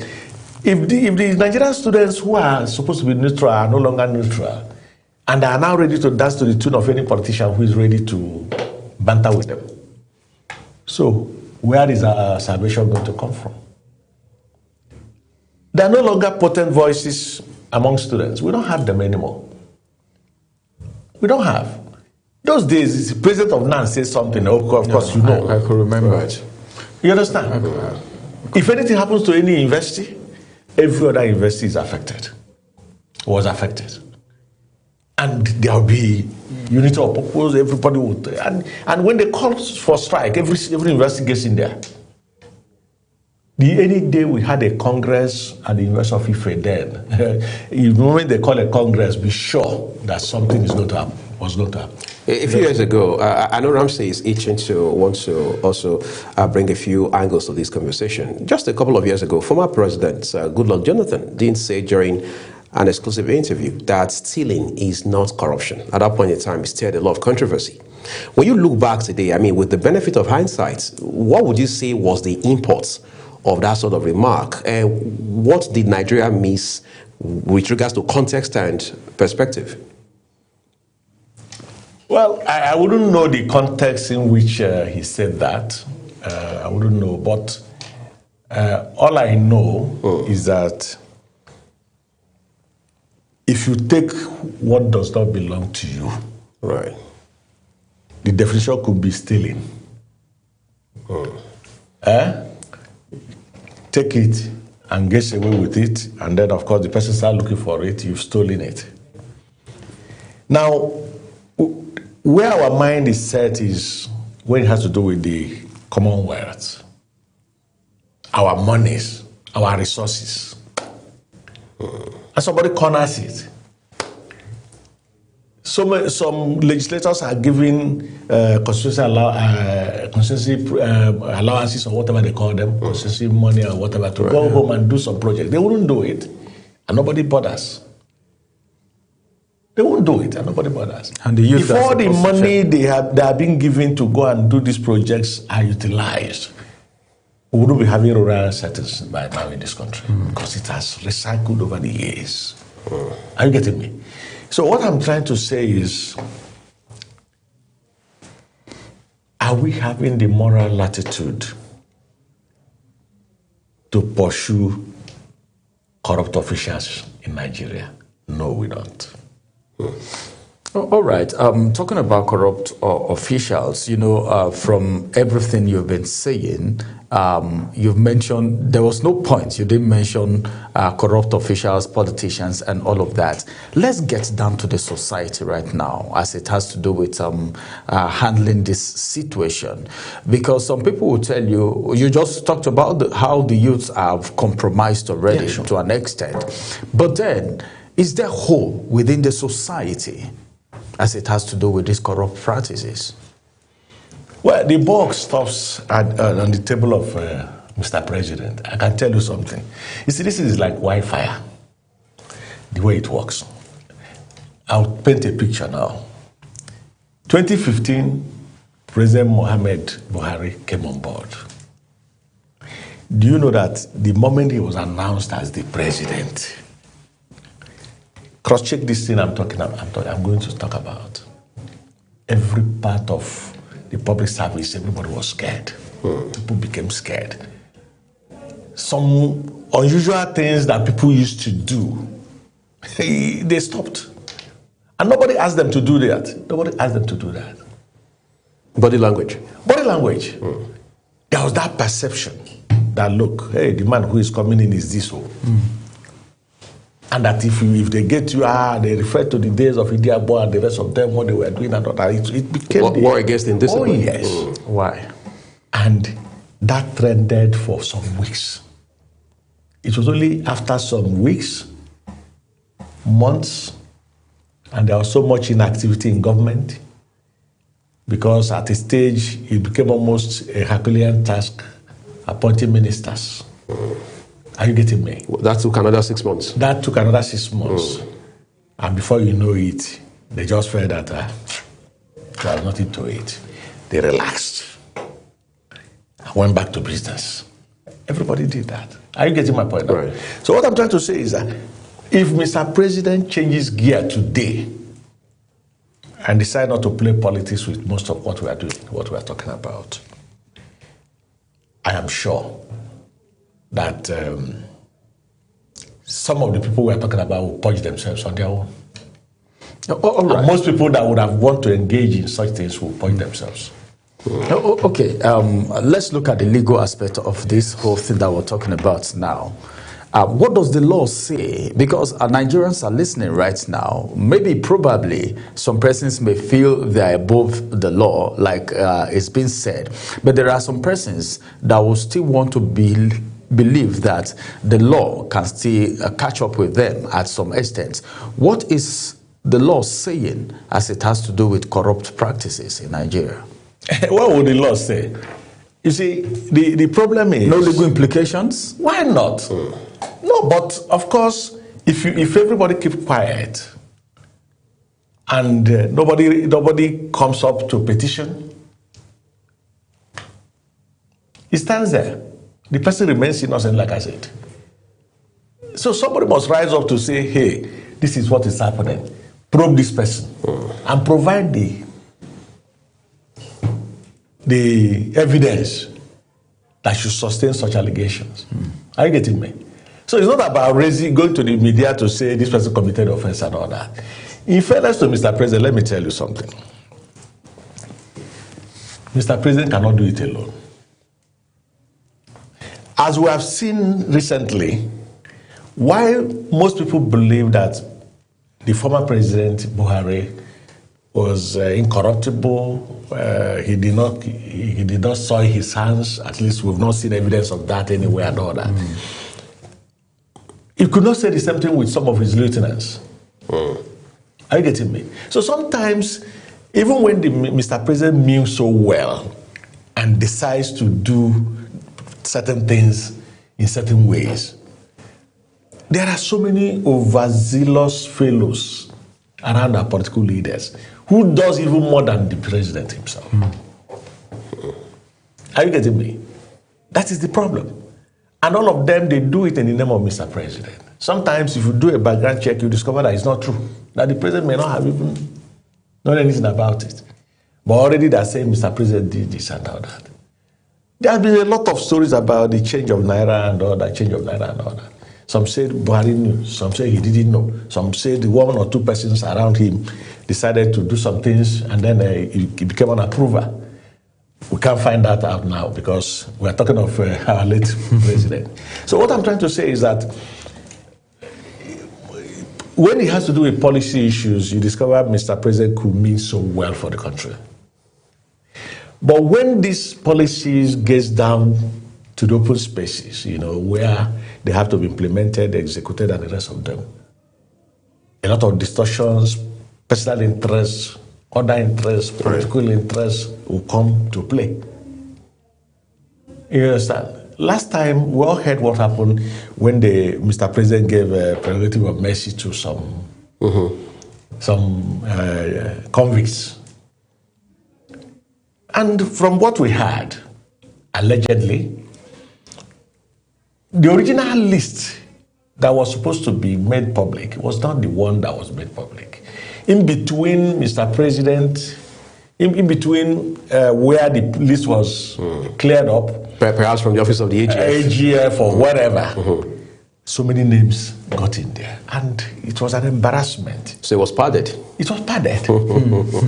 Are you getting me now? Right. And in most cases, you wouldn't know whether Mr. President probably wouldn't even know about that because he will be briefed. He has too many things to think about. And then somebody close aid, somebody he trusts so well will be telling him, sir, this is it's okay. This is okay. Under pressure. Under pressure. Because he wouldn't know most of those things. He wouldn't know. Are you getting me? This padding we are talking about, padding. Sometimes the budget will be presented before Mr. President. In the Executive Council, they would have looked at it and all that. But in between Mr. President's office and then the National Assembly, probably and allegedly, they will pad. After padding it, at the time it will be coming back, it will not look like this is what the National Assembly thought necessary to adjust. That is what they have done and all that. And they give it back to him and he will sign. Are you getting me? So what I'm saying is, except in a situation where a president is having some right persons around him who are ready to fight to protect his flanks.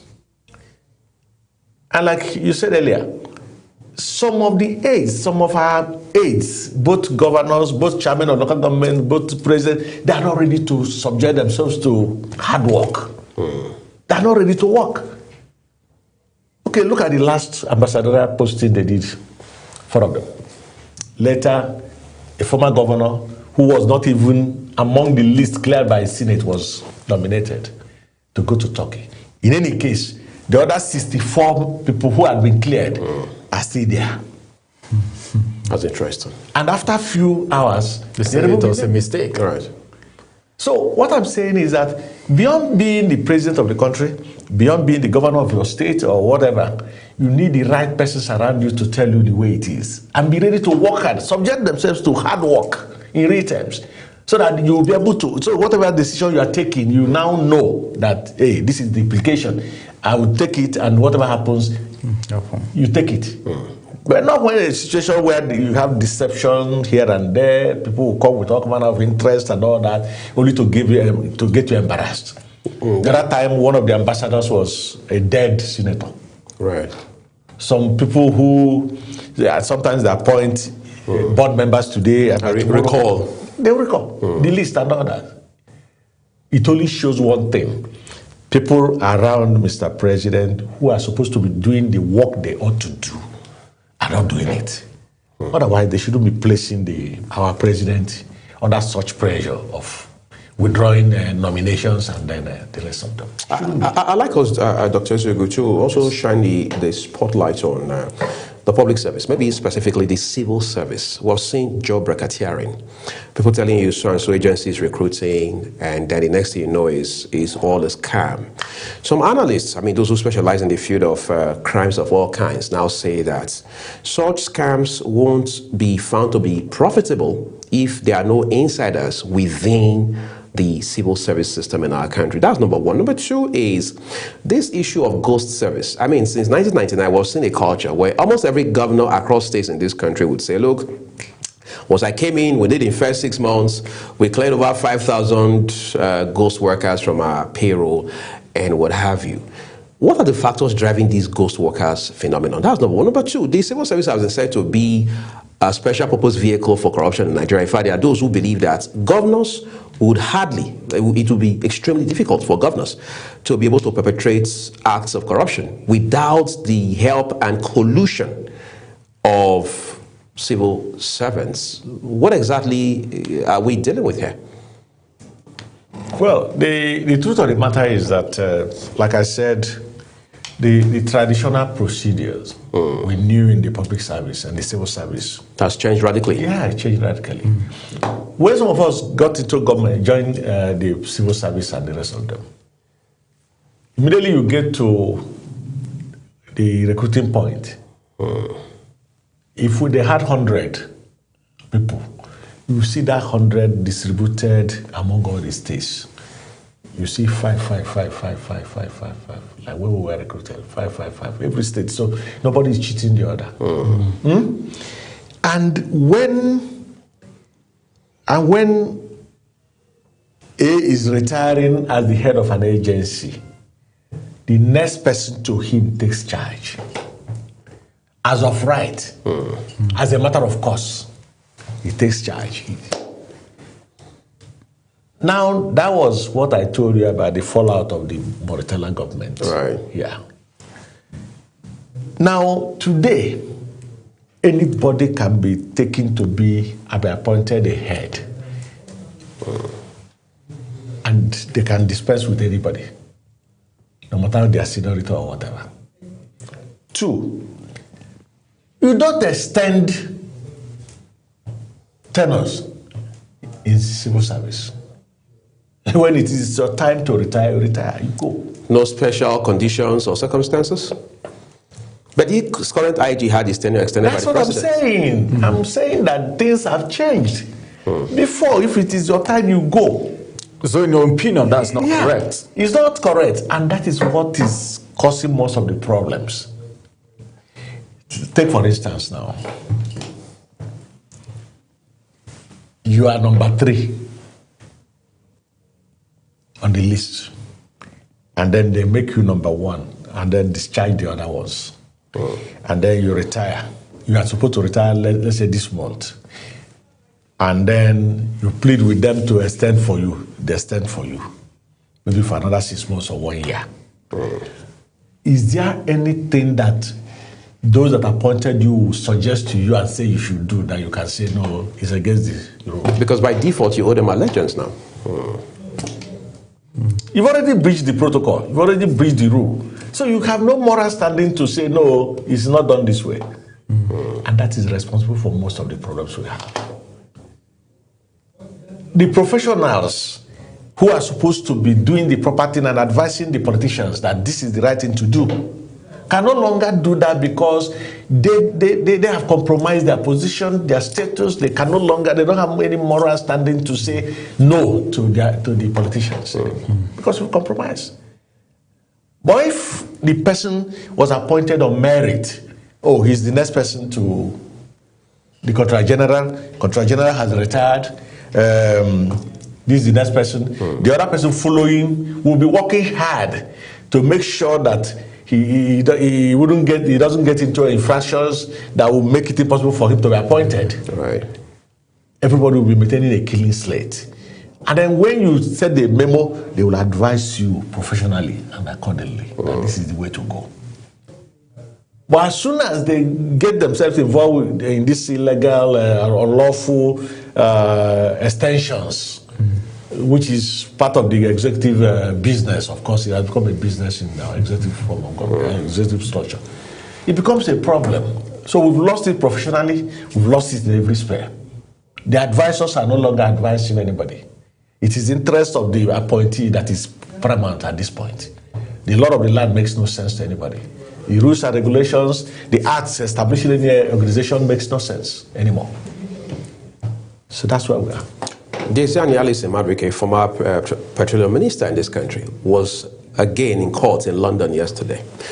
While we're not focusing on the outcome of what happened in London court yesterday, I want us to talk about how that monies are taken away from here, public funds in this case, stashed abroad, tax havens, whether it's Central America, somewhere in Asia, or even Europe, for example. Talk about Abacha for a second, one-time military head of state in this country. We continue to see the funds he is alleged to have taken away from this country being returned in tranches, one tranche after another.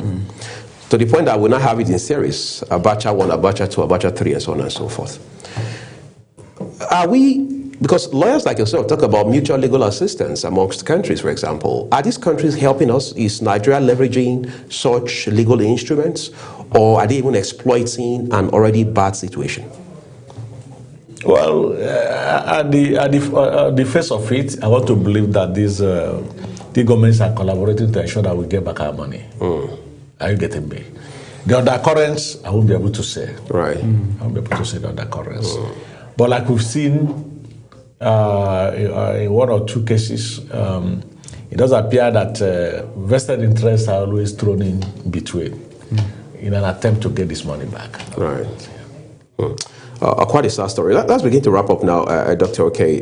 Let's now talk about issues around how we prosecute corruption cases. We have seen instances where judges have had cause to lambast even EFCC prosecutors to say, look, you guys have done a shoddy job and there's nothing I can do because I'm having to rely squarely on the evidence you've provided. Sure. In this case. Could that be some, if you like, conspiracy, or is this just indicative of how that we have not actually raised our game in terms of how to prosecute these corruption cases. Because most times people say, well, what you find always is a matter of media trial as against doing due diligence, getting your facts right before even arresting and moving on to prosecute. Well, you know, an investigator is like, let me call it winch. He's expected to see what he ought not to see. He's expected to go beyond the ordinary, you know, to unravel some of the intricacies, some of the webs that are closing up on some of the facts and evidence and all of that. In most cases, whenever you have the kind of picture, the kind of scenario you're painting, you probably wouldn't rule out a compromise somewhere. The human factor is always there. And like I said, who bears the cat really? Who bears the cat really? As a people, we've lost it in terms of moral conscience to redirect how things ought to be. In those days, if you bungle such a case, you pay dearly for it in your organization. You get back to your organization and you'll be thoroughly flattened. Not anymore. Not anymore. It has become a usual pastime. How did he go today? I beg, the judge did this. Ends there. Move on to the next one. You understand? So that moral courage to insist. And let me tell you again something that is happening in our public service and the rest of them. The good guys who are ready to do the work assigned to them, those who are ready to be transparent, those who are ready to be accountable, most of them don't make it to the top in public service because they're not popular. The establishments, most cases, don't really associate with them that much. Openly, okay, there could be some commendation and all that, but behind it's just like, oh, don't mind it. I was thinking I won't ask this, but maybe that would be the icing on the cake just before we're done altogether. This week we have had the president of ICANN, who also doubles as the chairman of council for the institute. The only question we put in front of him was the procurement process in Nigeria, how it has also now become some sort of SPV for corruption and what have you. Ironically, we have the Procurement Act in Nigeria. We have the Bureau for Public Procurements. Yes. These are instruments, these are institutions. Yet we're here today and we're sharing stories of how bad things have moved to now even become worse. At the top of this conversation, you said we are not going to win this war. So with all of these I've mentioned, is it still a hopeless situation? You see, I must tell you the truth. There is no law, no kind of law that should whittle down and remove every iota of corruption in our system that is not there. We have all of them. So what's missing? Oh, some of them are just in the archive. Some of them are just there. So even when the National Assembly wake up tomorrow to say, okay, we are coming up with this law to do this, leave that. Go and search our archives and the rest of it. They are there. It's not about coming up with these laws, churning them out. It's about implementing these laws. And recently, oversized function has become a lucrative business. Has become a lucrative business. And that's not what it ought to be. Yeah, sure. It's not what it ought to be. In those days, when they tell you that auditors are coming to your establishment or department, you won't sleep. You will not sleep because you need to make sure that the T's and the I's are, dotted there so that there will be no issue. And if they raise any issue about 100,000 naira, how come about this? Come on, explain. You're in trouble. Not anymore now. In fact, it appears allegedly that the oversight functions we are seeing today is just what is our own? Collect your own and then clear up.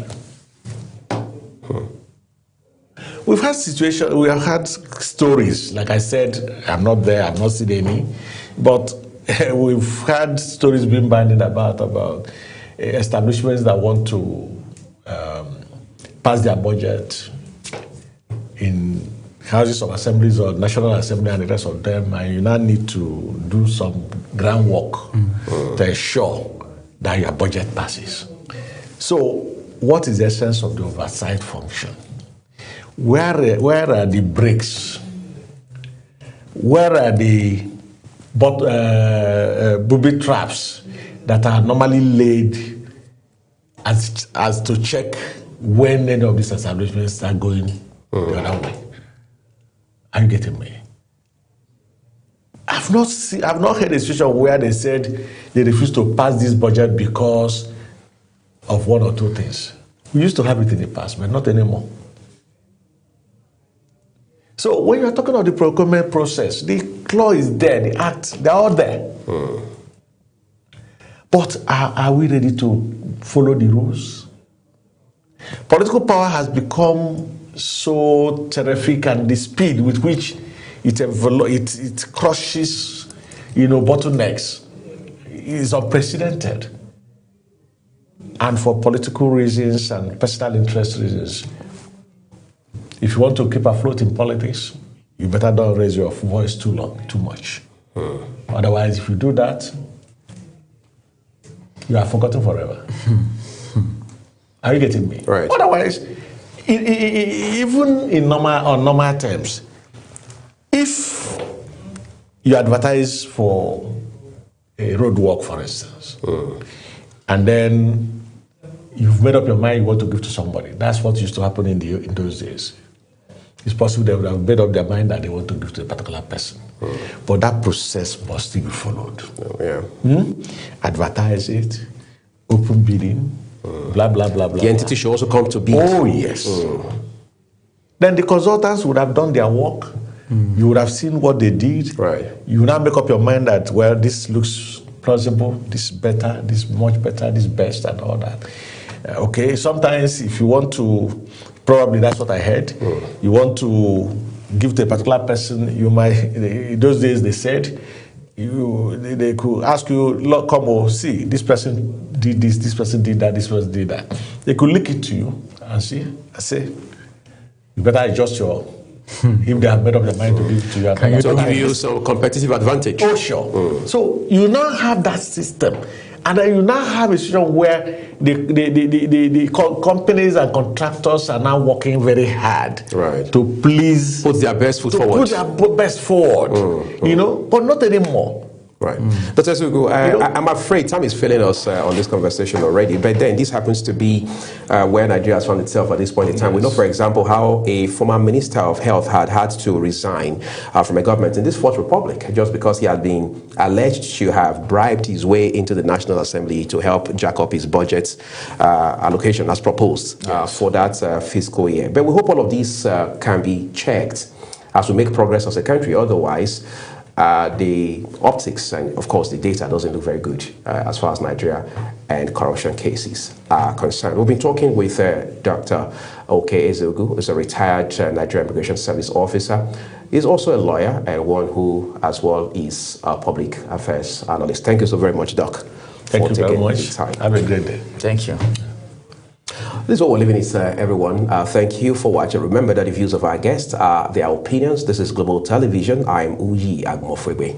I'm Ramsey Enoch Abu. Thanks for joining us.